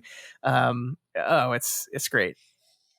Are we supposed to assume that all low men are like mutants with rubber masks, or is that just these people here? I was any regardless. Yes, so disturbing and gross and yeah. Yeah, I mean, I think the assumption is that that these low men have these flesh masks. They're not rubber, by the way. They're not rubber. They're flesh masks, and they breathe through the hole in the head. So where those are coming from, we don't even know yet. But and under them, they seem to be like muty rat things. Yeah. God. Yeah, and then we see our first Taheen up close. This is, I think, the first time we've seen one since Roland saw one in the Gunslinger. Yeah. Right? Yeah, we got to go slow past the Taheen. Yeah. Remember that you do remember. You remember the stuff. Good job. You're keeping this all in your head. Yeah, I mean, it's my job. Literally is your job. I love, as we talked about, that Mia almost immediately realizes how fucked she is, right? That she's not going to get even a minute with her chap, not from these people. Susannah made no reply, not even to say, I told you so, or didn't I warn you? Things had gone past that now. It was too late for an exasperation or any of the milder emotions, and Susannah felt genuinely sorry for the woman who had brought her here. Yes, Mia had lied and betrayed. Yes, she had tried her best to get Eddie and Roland killed. But what choice had she ever had? Susannah realized with dawning bitterness that she could now give the perfect definition of a Kaame, one who had been given hope, but no choices. Ooh. I love that. That's God. That's we found the perfect opportunity to talk about that in our Carrie episode on the we did cast, but we did. Carrie is a Kaame. There you go. It's a great. I love that conversation. Another plug for our conversation. Yeah. It was wonderful. But no, I love this. I just love the idea of it. One who has been given hope but no choices is such a. I don't even like. It's just something that I just like sat and thought about afterward. So to circle around, this is actually interesting. I hadn't thought about this until we had our conversation at the beginning of this episode. We have Jake, who completely loses his cool at a guy who almost kills Oi and like loses shit and tries and like pulls a gun on him. We have Eddie, who is literally biting his tongue to stop from murdering Calvin Tower because he's so angry with him. And we have Susannah, who forgives Mia, who is just feels sorry for her. Mia has wronged her in a similar kind of way that these other characters have been wronged, but she doesn't lose her cool. She doesn't scream at her. She doesn't even say, I told you so. She doesn't lord her rightness over her. She just feels sorry for them. And I guess the question is then, what's the difference, right? All these people have been trained as gunslingers by Roland Deschain. What is the difference between Jake and Eddie and Susannah? That they don't have similar reactions when they're up against things here at the end of their stories in this book. That's a great observation. I don't know what to do with it exactly, because like we just said, I mean, Jake and Eddie have sort of been paralleled in they're angry and short-tempered. Susannah maybe is closer to Callahan in terms of coming to a place of like acceptance, because Callahan is the one who's ready to walk into his death and just accept it. And here Susannah is saying, I'm going to die here. There's no point in being angry at this woman. She was forced into this. I don't know. I'm fumbling for something there, but definitely, I mean, the different characters are reacting to things differently. That, like, if you put Eddie in this situation, I don't think he would forgive Mia, Sure. And if you put Susannah in Eddie's shoes with Cal Tower, I don't think she would feel like blowing his head off. Like, I feel like her whole reaction to him would have been different, just completely different, right? So yeah. And I think that's important. I'm having trouble nailing down the why of it. Why was it structured this way? Here's my thought on it. And again, this is not something I've thought about very long because it's kind of just coming to me as we're talking. But we've talked again and again about how Jake and Eddie are much more attuned and into this quest than Susannah ever has been, right? She's always kind of been along for the ride. She hasn't had her tower vision. She's not Like she's there and she's with them and she cares about her friends and the love of her life, but she's not on the Grail quest in the same way the others are. And so we're seeing the ways in which that is changing them. And perhaps this is a way in which she is being changed differently because she's on a parallel but different quest. I don't know. I want to think about this more. Yeah. I've never really thought about it from this angle before. Absolutely. Because Callahan is also not on the Grail quest, but Jake is, right? So yeah, Jake and Eddie and Roland are the ones who've been given these visions. Callahan is not really, as far as I know, and neither has Susannah. So yeah, I think there's something to it. And since I feel like we're coming at this at the end of this book, maybe this is the sort of thing that's going to continue on until into the next book, and we'll have more chances to talk about this idea. We might. All right. So as Sayre greets Mia, Detta Walker comes forward once again and rips off one of the low woman's masks, showing that rat-like thing underneath. It's interesting to me that Sayre seems like terrified of Detta, right? He was this completely confident, smooth, greasy guy until she showed up, and then he's afraid. And this is not the first beat of this we've had. I remember when they were talking on the phone and Detta came forward and Sayre's like he's just, when he thinks it's Odetta, he's like, is it Odetta under there? Is it the freedom fighter? Like he's so confident and cool. And then the second it's Detta, he's terrified of her. And they don't like Detta Walker. They don't like it's an interesting dynamic that like Detta Walker being here doesn't change the power structure. They still have one over on all of them, but they're afraid of her. Yeah, right. Like it's not like, well, that's the thing is I keep thinking there's something more to Detta that we're not aware of, like something more than just, oh, she's so feisty and she's so clever. Like I think she's got, we know that Susannah has this like power of seeing, and I wonder if Detta doesn't have some power of her own. Like, I mean, we still don't know what the fuck is up with the blue lady and her 4 special plate. We do. No, the blue lady. Yeah, that was her aunt or something. Yeah, she broke her at her wedding. But she broke a plate. But that's not satisfying. What more do you want from it? Like it's an event. I thought it was some kind of fucked up Stephen King bullshit. Like I thought it was some traumatic event that had led to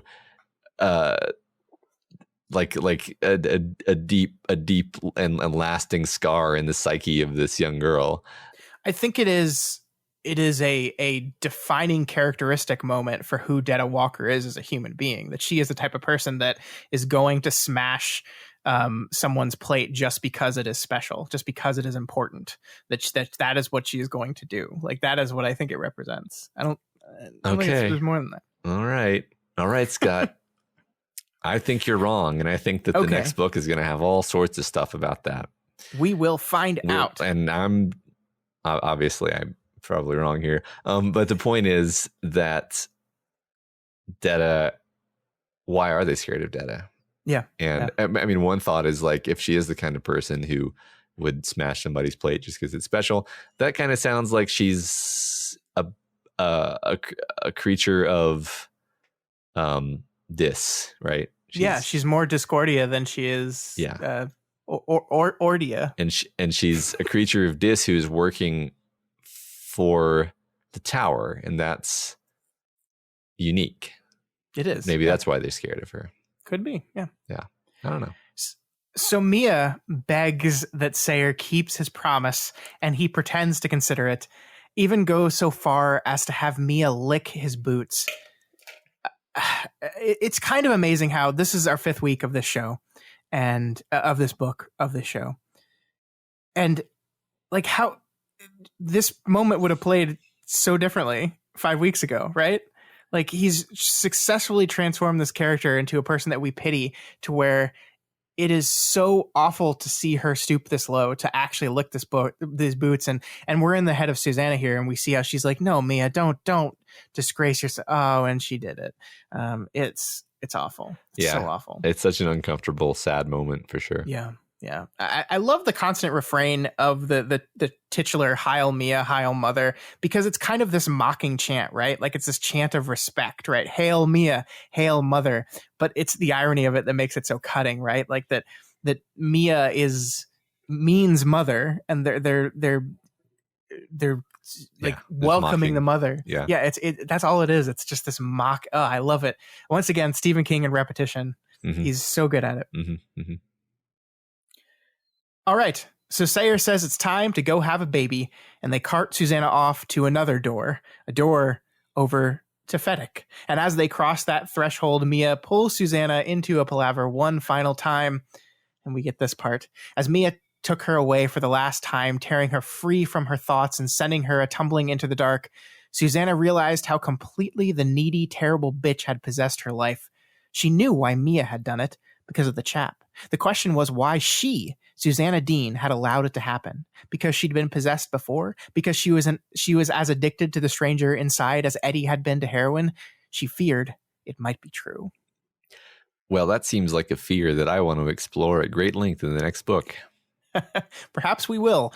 I like this a lot because, I think that's a question that you asked earlier, right? We have this big, like multiple books long theme of addiction and all these characters who are addicted. And we were always kind of struggling to put Susannah in a box, in an addiction box. Mm-hmm. And here Stephen King has kind of hinted at it. Okay, here's what it might be. She's addicted to disassociating from herself. She's addicted to running away from who she is and running into the life of someone else. And we see that again. So that she reasons that's exactly why Mia was able to get a foothold inside of her. Yeah. Like how exactly that addiction or like how that functions as an addiction is something I'm not clear on. That's kind of why I was being a bit tongue in cheek, but I would love to see her kind of like face this aspect of herself, and the idea that she wants this. Why does she want this? Is it escape? Is it permission to do things that she wouldn't normally do? Mm-hmm. What aspect of being possessed is the thing that she is addicted to? Sure. I'm not clear, and I want to explore that. So sure. So Mia asks Susannah to promise that if they get the opportunity, she will help her escape with the chap, and if they cannot escape, she will kill her. And Susannah agrees to it. She eventually agrees to it with a promise in return that if you can get me out of here, you will help me do that. Mm-hmm. And so they've kind of agreed to be on the same team now. Finally, it's a little too late, but they're finally on team Don't Die. Yeah. And then I just wanted to talk to you about this moment as they walk through that door. The door to the Arc 16 experimental station in Fedek came open. Susannah could hear a ragged humming sound and could smell ozone. No magic power to this door between the worlds. This was the work of the old people, and failing. Those who had made it had lost their faith in magic, had given up their belief in the tower. In the place of magic was this buzzing, dying thing, this stupid, mortal thing. Which is, here at the end of this book, once again reinforcing this technology versus magic theme that we've created in this story. But I think it also goes back to Callahan and goes back to the moment with Black 13, right? Like those people who had lost their faith in magic, they'd lost their faith in the power that runs under everything, and they decided to embrace their own version of that power. Whereas Callahan, as a representative of Jesus, of God, of religion, of the white, channels that power. Magic isn't gone. You just lost your faith in it.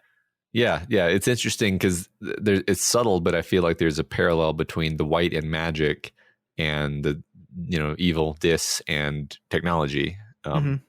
Maybe it's not so subtle, actually. But I was about to say, yeah. I think it says that right in the sentence here. Right. Yeah. If you read between the lines. Yeah.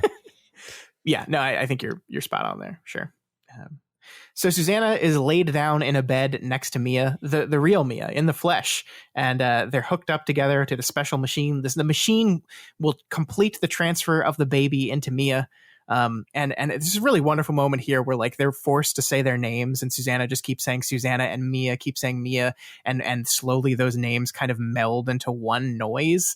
And it's just this perfect way of representing like the joining of these two people, right? And there's irony there because they've been in the same body basically since the Wastelands, and they're apart for the first time. They're physically apart actually for the first time, and they are immediately joined by name. Like, I think the names are such a powerful thing, especially for Susannah, because that's how we've defined the identities in place in Susannah. And so the melding of these two names seems very symbolically important in this moment. Sure. I mean, the physical separation and then like psychological sort of metaphysical melding is so trippy. And God, like this is more of the writing where it's just it kind of takes you away, right? Kind of sweeps you away into this hallucination of weirdness, and I really like it.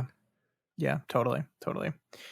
And then we end the book. Susannah closed her eyes and bore down, and she felt the pain begin to flow out of her like water whirlpooling its way down a dark drain. She also felt the deepest sorrow she had ever known, for it was Mia the baby was flowing into. The last few lines of the living message Susannah's body had somehow been made to transmit. It was ending. Whatever happened next, this part was ending. And Susannah Dean let out a cry of mingled relief and regret, a cry that was itself like a song.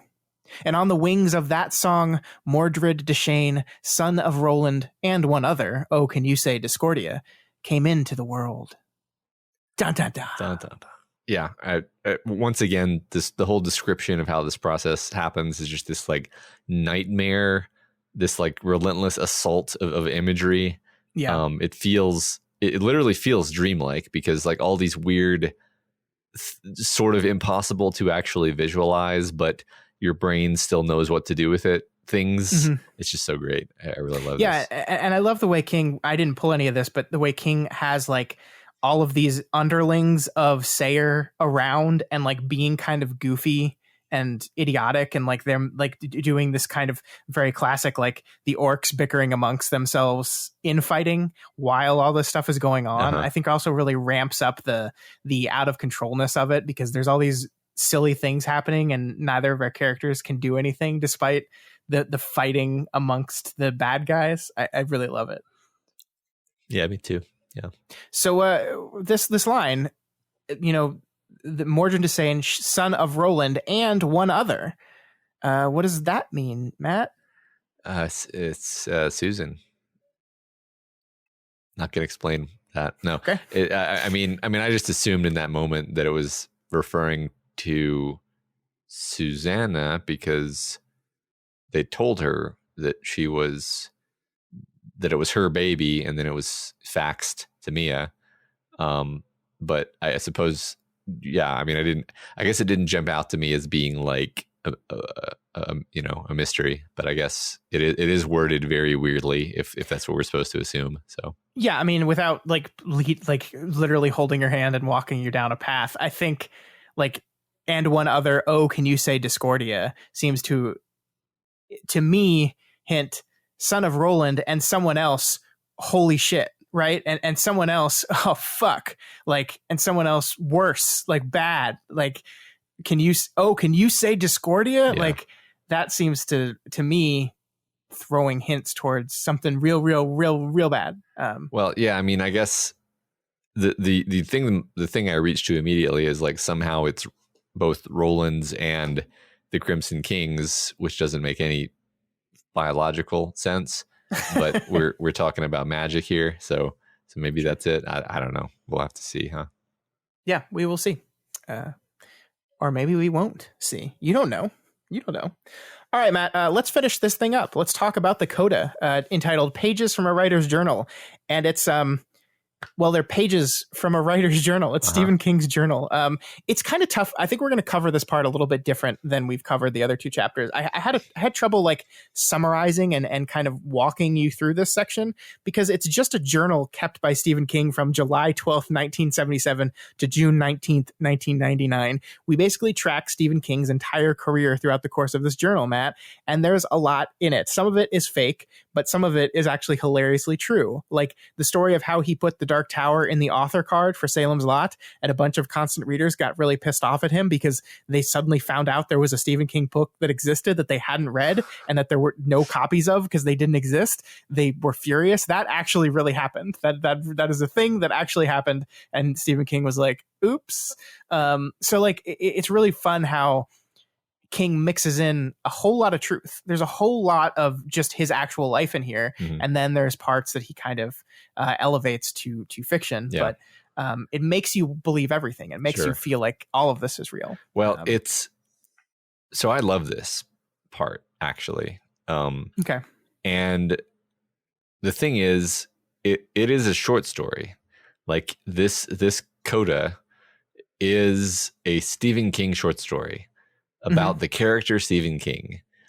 And I really wonder how much, like, I know the fact, like you said, some of the facts are true. I wonder even the facts that are true, I wonder if he isn't bending them a bit to turn them into a narrative, because this turns into a narrative about this man who is, struggles, and, good things happen to him, bad things happen to him. He, in some sense, he always feels like he leads a charmed life, or he's just luckier than he deserves to be. Like this, that's the impression that the character Stephen King within the book gives off, and it's almost irrelevant whether actual Stephen King feels the same about this. I kind of suspect he does, but it doesn't matter. Like it's the character Stephen King, who is the character who Roland and Eddie met, is describing his life and how he has these genuine struggles, but he keeps trying, right? And he has this support system of his family who helps him and like continue to believe in him, even though maybe he doesn't believe in himself all the time. It's just such good stuff. It's so beautifully constructed, and this is the part of the book that actually made me choke up. And I'm going to save the exact explanation, I think, for maybe the end of the conversation. But but I was really surprised at how hard this hit me. Cool. So, yeah, we'll get there. What I really wanted to focus on was the moments. Obviously, this is meta, right? Like we're reading a book by Stephen King about a character named Stephen King. This is by definition meta. And I think it being meta forces you, whether or not this is true to the real Stephen King or not, it forces you to kind of address it on those terms. And one of my favorite things is the ways in which Stephen King in 2004 is looking back on his life and rewriting the script of his life and trying to understand his struggles with addiction, right? Trying to understand his struggles with drugs and the booze and the cigarettes. Like I love this line here. I do tend to get depressed when I look at my life, the booze, the drugs, the cigarettes, as if I'm actually trying to kill myself or someone else is. And this is Stephen King looking at these self-destructive behaviors of his, looking at the way in which he almost killed himself multiple times throughout his life, and trying to understand why am I this way? Why do I do this to myself? And like any good genre writer, his solution for this, his ability to understand this is, well, perhaps there's some force out there, some force greater and more powerful than I am, that is pushing me towards this behavior. And it's just, to me, it just reeks of a man who is, again, he in 2004, he had just come close to dying again. And he's trying to understand his life. He's trying to understand why his life has gone the way it has gone. And I love that he's writing that into this story, that in some ways becomes this story. Yeah. I mean, I think that, if we believe him when he says, I'm a pantser, I had no idea how the Dark Tower was going to end, then we have to accept that the direction of the Dark Tower was changed by the fact that he was almost killed. And all of that's making its way in here. And so this reckoning that he has here, where he's reckoning with his life and all these things that have happened to him and trying to find meaning in it, that was also influenced by trying to find meaning in the fact that he was horribly injured in this hit and run and yet didn't die. Once again, given a second chance, right? This is a book about second chances, right? Stephen King, the writer, given unbelievable second chance, struck by a car going like 40 or 50 or something, sent sailing through the air, recovers, continues to write. Yeah. What does it mean? Did he deserve this? I mean, these are the things that he's asking, right? Yeah. Yeah. I mean, in many ways, exactly right. Yeah. Exactly right. This is this moment. And without spoiling things, this is not the end of us considering these moments, but this is Stephen King reckoning with his own mortality. And I have so much more to say about this, and I want to save it. So right now, I'll just say it's fascinating to me.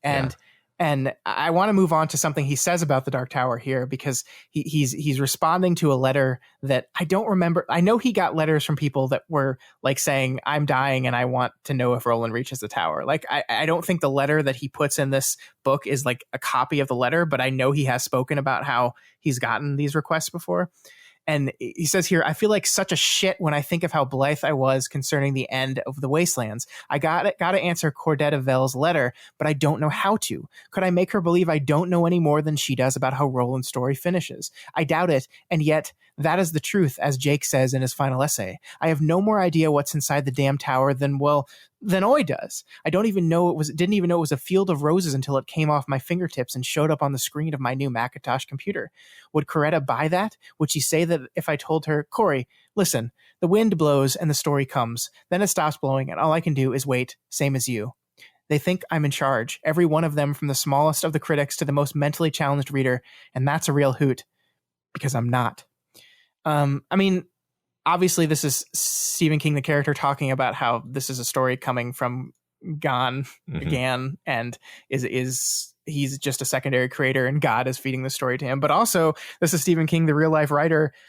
I think admitting to us, when I started writing the story, I didn't know how it was going to end, and I there is a chance that I still don't hear sitting at the end of the penultimate book. I'm still not quite sure how it's all going to wrap up.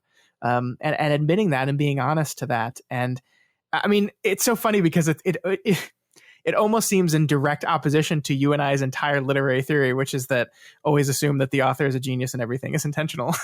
When Stephen King is literally telling us, look, guys, I'm not in charge here. Like, this isn't me. This is coming out of me, but it's not me. But I think the great thing about our theory is, like, it doesn't matter whether the author believes it's intentional. That's just the way story creation works, or just sort of demands that you broaden your concept of what the author is, because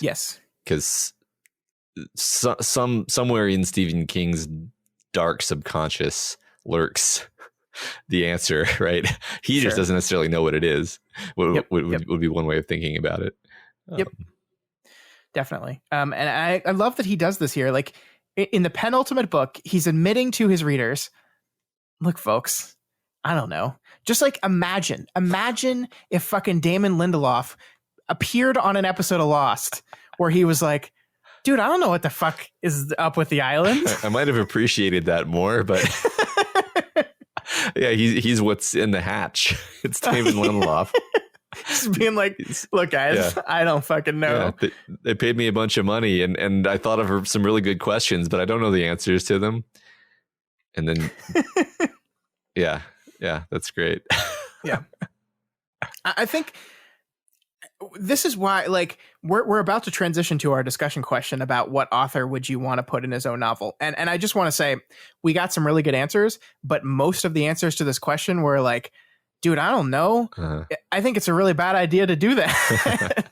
and actually, that's like part of the reason why I asked the question, was like kind of doing a sampling from the audience, because I kind of agree with that. I think if you ask anyone, doing this is a bad idea, but Stephen King pulls it off precisely because he is the exact kind of author that is just brutally honest at times, that admits that he doesn't plan all these things out, that admits when he thinks he's written a shitty book, like every author is their own worst critic, right? But not all of them say it in an interview. Like not all of them say, yeah, the Tommyknockers was a shitty book. There's some good stuff in there, but that was a shitty book I wrote. Like, and that's like this entire journal is, you can believe it's not, but you can believe Stephen King just photocopied his journal and put it in a book, right? Because it is intimate. It is personal. It is self-deprecating. It is everything that a person would write about themselves in the privacy of their own home, that they don't have to worry about people ever reading them. And yet he's putting it here. And I find that just general idea just fascinating. Yeah. And if there's a reason why the Stephen King insert in his novel works, I think it is precisely that. Yeah.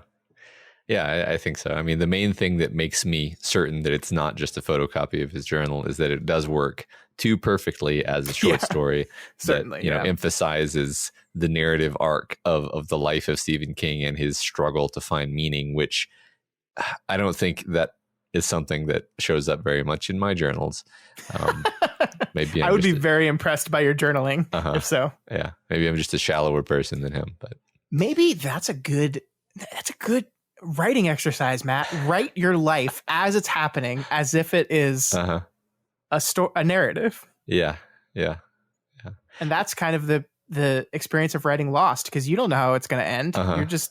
You're just making it up as you go along. You know, as we're going through this, and this is something I wanted to say before we get to the end of this section. I kept thinking about this time when I was I think I was 12 years old. Mm-hmm. And I mean, it's such a story moment where we were kids and we were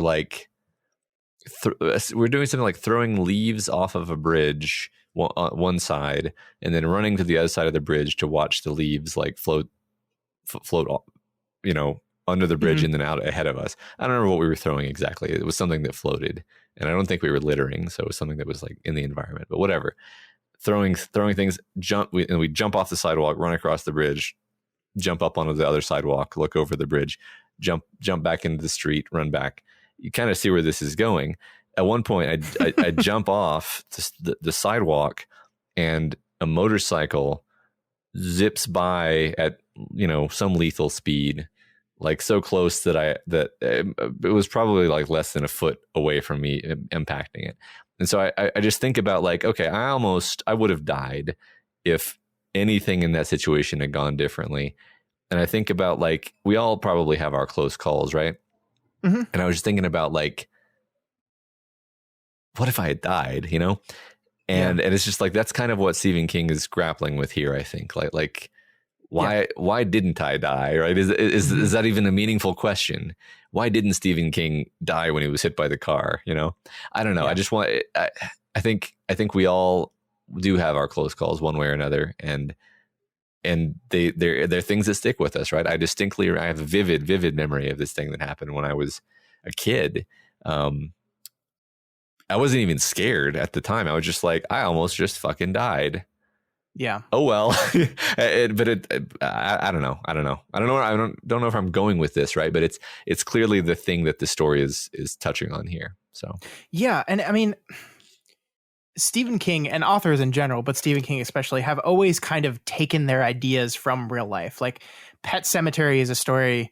I won't spoil it, but an event happened in Stephen King's life. His kid Owen, I think it was Owen King, almost walked into the road and got hit by a car. They were living in a summer house that was right off of this big major road, and his kid almost walked into the road and got hit, and he turned that into a story. And so he's always done this thing where he's taken inspiration for his stories from his experiences.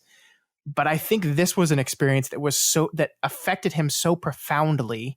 It wasn't enough to just put that concept into his story. Mm-hmm. He had to put the event in there itself. He felt this need that this is so important to him. And these questions were so important, and finding the answers to these questions were so important that he had to put it in a story. And he put it in a story that in many ways defines his career, defines his life. Like Stephen King has written a lot of books, like 60 novels, like 10 short story collections, millions and millions of words of books.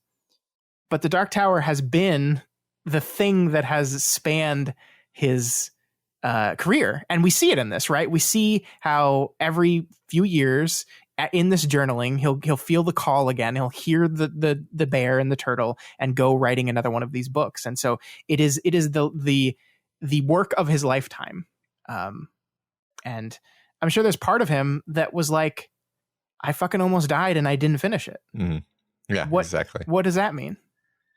Yeah, right. I mean, you can literally see that he makes himself finish it after that, right? Yeah. So, I mean, like I said, I think this is not the last time we're going to be talking about this, but I do think that this moment, this journal, this chronicle of the life and death of Stephen King is a good place to start that conversation. It will not be where we finish it. Yeah, for sure. But the journal ends, as we have talked about, with Stephen King. We see June 19th, 1999, and the astute among us will maybe start to understand why these numbers have been so important throughout the course of the story.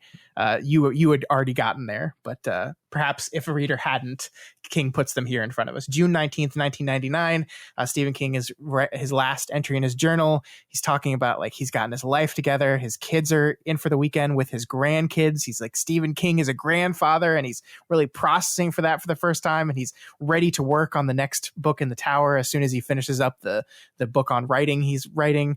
And then so he goes for a walk. He's going to go out for a walk. And I wonder if the thing about Tabitha like chastising him for walking down this road is a truism that happened as well. It does make a good story beat, right?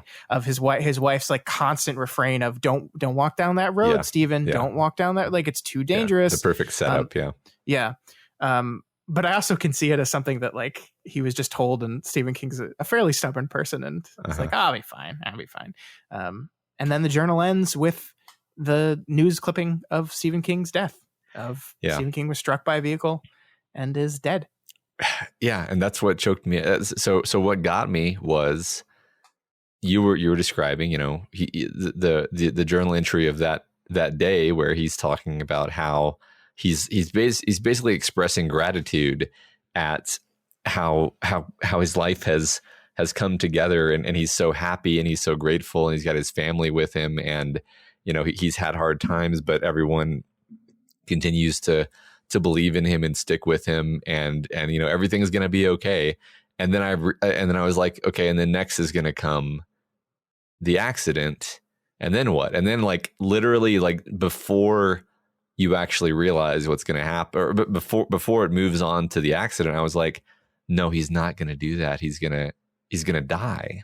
It's going to be different. He's going to actually die. And I like seriously got choked up in that moment. And books rarely do that to me, but it did. And I was like, and I think it's because it just hit me with the gratitude of like, but he didn't actually die. And that's like I'm so thankful he didn't, it makes you feel the same gratitude that Stephen King must feel in a sense, or the same questioning. I don't know. It just hit me really hard. It was great. I love that. I don't know if this has ever hit me at the emotional level that it hit you, but I love that you had that experience, because it's like the book that you're reading, you might not have. We might, this podcast wouldn't exist because the series would have gone unfinished. There's so many things here, and it's not to say that a man's worth in life is just defined by the art he creates. People stop wishing George R.R. Martin finishes before he dies. Stop reducing him to just his artwork. Yeah. But it is also like it is in many ways his legacy. And I mean, that's what in this book they said, like, he doesn't have to be immortal as long as he writes the most important story, the story that can live forever. Well, there's meaning to storytelling. Sure. There's meaning to art. I think even within the book, he emphasizes the humanity of it, where he shows, his family who was all gathered together to celebrate, was it Father's Day? I think it was Father's Day. His family is now in seclusion mourning the death of their, father, husband, grandfather. Yeah. Mm-hmm. And it's like, and that didn't have to happen. I mean, they were probably all having a pretty rough time because he was hit by a car and was in the hospital, but at least he survived. Right. And that's, yeah. I don't know. Once again, struck me. It's really, really hard. So cool. Yeah. Well, we'll have to find out what happens in the world of the Dark Tower after Stephen King is dead. Yeah. How does this world go on? What does it mean? This is one of the final beams, right? Mm-hmm. So what's going to happen next? We'll have to find out. We don't know. Yeah. And what distinguishes our world from this world if our Stephen King is not dead? Yeah, that's true. Because we've already the book has tried really hard to lean into things and say that like this world, this key world is our world. Right. But there's a difference here now. So what do we do with that? Yeah, exactly. All right. That's the end, Matt. That's Song of Susannah. So let's jump into the discussion question and wrap this episode up. Okay. So as I mentioned a little bit ago, our question for this week is, what author would you want to write himself into his own book and why? And as I said, we got a mix of answers. Some took the question seriously. Some said just nope. But we'll go through them all here and talk about them a little bit. So all right. Want to start us off, Matt? Sure. So first from Dark Gazing, they say that they don't have much of a connection or rapport with the authors of works that they read generally. They say, I have started reading Terry Pratchett and quite like it, so it would be nice if he shows up somewhere. He probably does. He wrote enough. But his voice tends to run through the narration of the books anyway, so I don't know what literally meeting him in universe would add. And then they say, I'm going to cheat and say David Lynch, who is in Twin Peaks. The Gordon Cole character isn't technically David Lynch, as Stephen King is in The Dark Tower, but it's basically a self-insert, and every second of it is glorious. Matt, consider this your second kick up the arse considering Twin Peaks, and you thought the writer was weird. Yeah, so that's fun. That's fun. Yeah. They also say they want us to do a Twin Peaks podcast, which maybe one day. Yeah. Pear Jane says, Dark Gazing is in my head. My first thought was David Lynch. I wanted so badly for him to direct a Stephen King story, something like Salem's Lot, because they both inherently get small town weird so beautifully, and he's so lovely and self-effacing that it would be divine. And then I thought Terry Pratchett because Terry Pratchett. So I'll go with one of my other choices, one of which is Neil Gaiman. He once showed up as himself as an animated cat in an episode of the kids PBS show Arthur to inspire a young writer, and his entire masterwork is all about storytelling, so it's easy to imagine himself imagining himself in his own story, probably still as a cat. Second, has Shonda Rhimes ever showed up in her own work? I don't follow her works closely enough, but it's 2020, so Shonda, now is the time. That would be interesting. I don't know how that would work. Awesome. Shonda Rhimes is a TV producer. I don't know if you know that. Okay, no. Grey's Anatomy, Scandal, Private Practice. She's one of the most successful and wealthiest television producers of modern times. She's very, very good. So. Did not know that. Cool. Mm-hmm. Al 84001 says, what author would I like to see write themselves in their own story? Dig up the corpse of Kurt Vonnegut, because he already did it and did it best.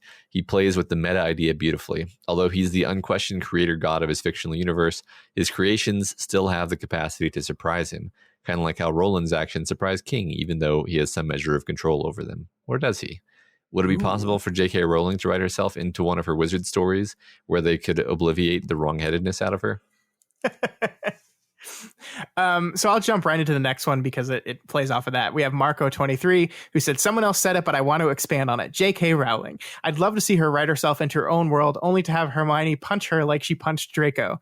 I'm not mad, I'm disappointed from Dumbledore. Blast ended Scroot enclosure cleaning duty. Maybe send her to one of Umbridge's detentions and make her write trans people are people with that special quail until the message sticks. Yeah, I mean, here's the problem, folks. J.K. Rowling doesn't think she's doing anything wrong. So if she wrote herself into her own novel, it would just be her explaining why she didn't do anything wrong. Yeah.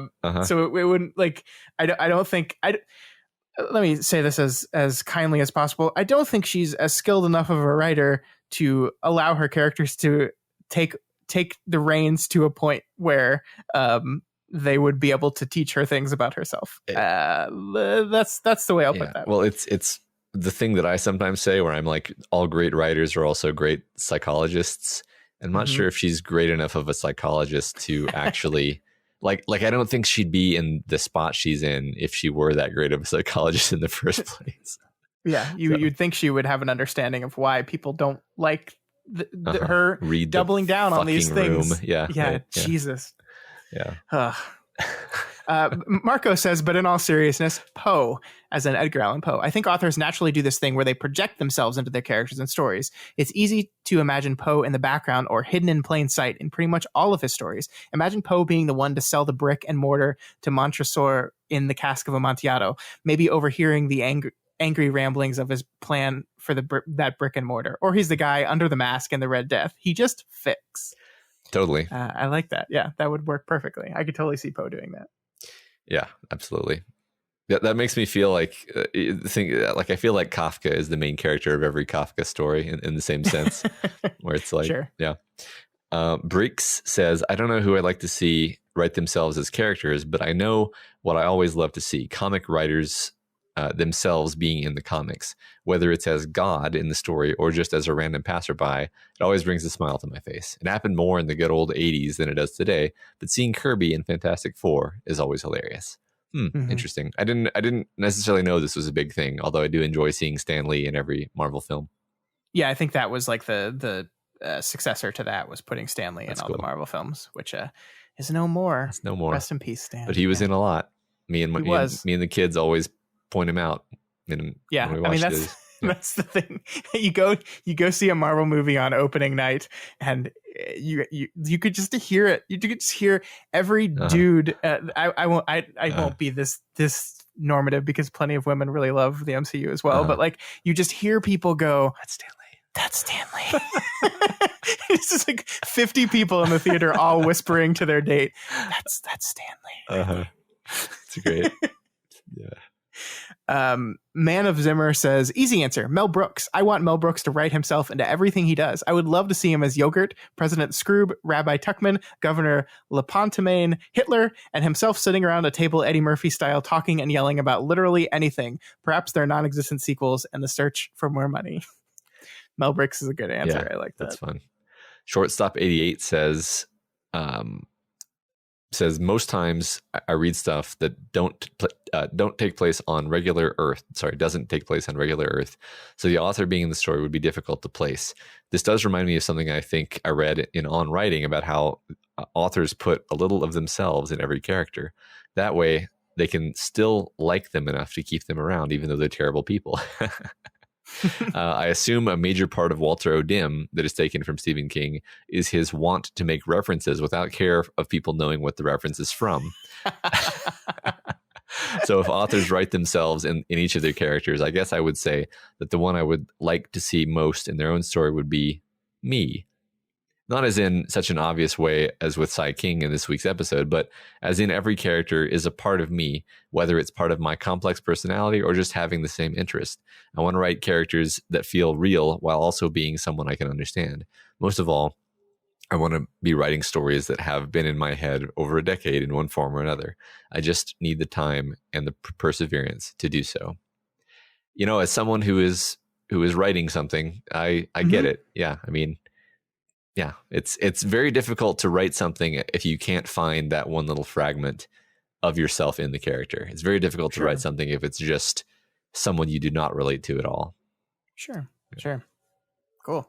That's a really good answer. Thank you, Shortstop. Yeah. Next, we have Steve D, who says, this is tough. The idea of an author inserting him or herself directly doesn't feel like a great idea. Even on the reread of Songs of Susannah, I was nervous, but it feels like King did it well. On the other hand, don't all authors insert themselves into their works, even if not directly? We can sometimes feel an author's biases, blind spots, and influences. Another example of when I think it was done well was Kurt Vonnegut, Breakfast of Champions. Yes, that was a good example. Yeah, I mean, you're not wrong, Steve, but this is taking that concept and then literalizing it. It's interesting. I've read some of Kurt Vonnegut, but I don't think I've ever read the the ones where he does the author insert character. I know of it, but I've never actually read those books. So man, you got to read some more Vonnegut, man. Is that Horse Lover Fat? Is that the name? Or is that someone else? Jeez, I don't know. Whatever. It's been too long. Doesn't matter. Steve L says, I keep trying to think of an author I'd like to write themselves into the story, and I just can't see anyone doing it without seeming like a cheap imitation of King. The only one I could think of is George R.R. Martin doing it so that he's a random small character killed by just being in the wrong place at the wrong time and making it so the story will never end. The last words of the book would be, the castle...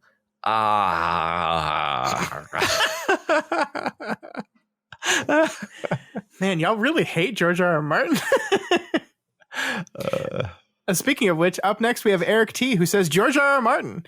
I am, like apparently a lot of your listeners, frustrated that someone signed him to a book every 40 years contract. If he writes himself into a book, it's a twofer. First, if he writes himself into a book, that means he is writing the book and we'll get the next installment. Second, given how bad stuff happens basically all the time in this world, there'd be some satisfaction watching him be eaten by dragons, taken slave, frozen to death on the wall, something crazy train violent. Any way it goes down, it feels like the punishment fits the crime. Y'all, George R. R. Martin, leave him alone. I mean, it would be funny if he ended the saga by being like, this is why the saga can't end, is because I was killed by Ramsay Bolton. There we go. The end. That's the way out. Yeah, that's the way the saga ends. Luke V says, I feel like the obvious choice for me would be Neil Gaiman to show up as himself in one of his stories, potentially being visited by Morpheus in a dream or talking to Shadow at some roadside attraction. However, a more entertaining alternative would have been seeing Brian Jakes appear in a Redwall novel. From what I recall, having read the first 12 books or so, humans never actually appear in the story. I believe that's true. So I think it would be hilarious to have him walk up to Redwall Abbey, which would come up to maybe his shoulders at the highest point, and have all the animals freaking shit, not understanding what terrible giant has befallen on them. However, once they see he means them no harm, they have a big feast, drink dandelion wine, and eat all kinds of tiny mouse pastries. That's such an adorable answer. This is very delightful, although yes, it would never happen in a million years. But yes, delightful answer. But you're making me smile. So yeah, thank you. I mean, the weird thing about Redwall is that it's actually fairly inconsistent. Like, because like in the first book, like the entire army is in a horse-drawn cart of hay. Yeah. So like that indicates that there are humans, but I think he moves away from that. Yeah. After the first book. I feel like that might be the only real reference to there's the human somewhere. Yeah. Because honestly, the whole first time I read Redwall, I assumed that this was a human-sized abbey. But really? And just mice living in a big, huge fucking abbey? I mean, I was a kid, and it never occurred to me that this was a mouse-sized abbey built by mice. But that is clearly what is intended. So yes. Yeah. Huh. That book would take on a huge different tone if it's like this tiny little war between rats and mice in one little corner of the abbey. For sure. I think that's delightful. Well, I like that. Yeah, and like at some point he has to climb up to like the attic, and I was imagining like a giant, vast abbey attic that this little mouse is in. I mean, you envision very different things. Obviously, it's a very different book.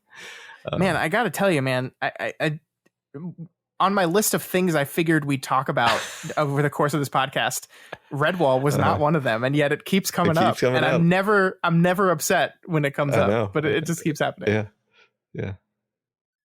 All right, we have Public Defender 716 who says, not an author, but I'd like to see Jim Henson walking around in a strange town, lost, and turning a corner to find Sesame Street. These are delightful answers. Yeah. I like this. That is... that's beautiful. That makes me smile as well. Yes. Yeah. Finally, Ghost of Dolomite says Douglas Adams, hands down. Yeah. It's a short answer, sweet, and I think Douglas Adams has the exact kind of tone that could make it work in a way that it works for Stephen King too. Yes. In fact, he could do it, and you wouldn't even remark on it. It would just be like, of course. Well, of course he's here. Yeah. Right. Yeah. All right. Well, that is it for our discussion question this week. Once again, thank you everyone for responding to those questions. I did, as I said, think of this as kind of an experiment because I agree with most of you that said, it's probably not a good idea for most authors to do that. I wasn't even sure it was a good idea for Stephen King to do that until he did it right. I think this is a great example of why there are no rules in writing, that even if you break a rule, but execute on it well, it becomes good. And I loved those answers. So that's it for last week's discussion question. Next week, it's another one of our overview episodes. So we are doing another mailbag. I know it has only been like 5 weeks since we did the last mailbag, so I don't expect there to be like a ton of new questions, but this is the format of our show, and damn it, we're sticking to it. So feel free to send in your mailbag questions. You can ask us about The Dark Tower. You can ask us about Stephen King. You can ask us about anything else you want to know about Matt or me, or the books we've read or like, or what we think about whatever. You can ask anything you want. So please send those questions in, and we will answer as many of them as we can on next week's episode.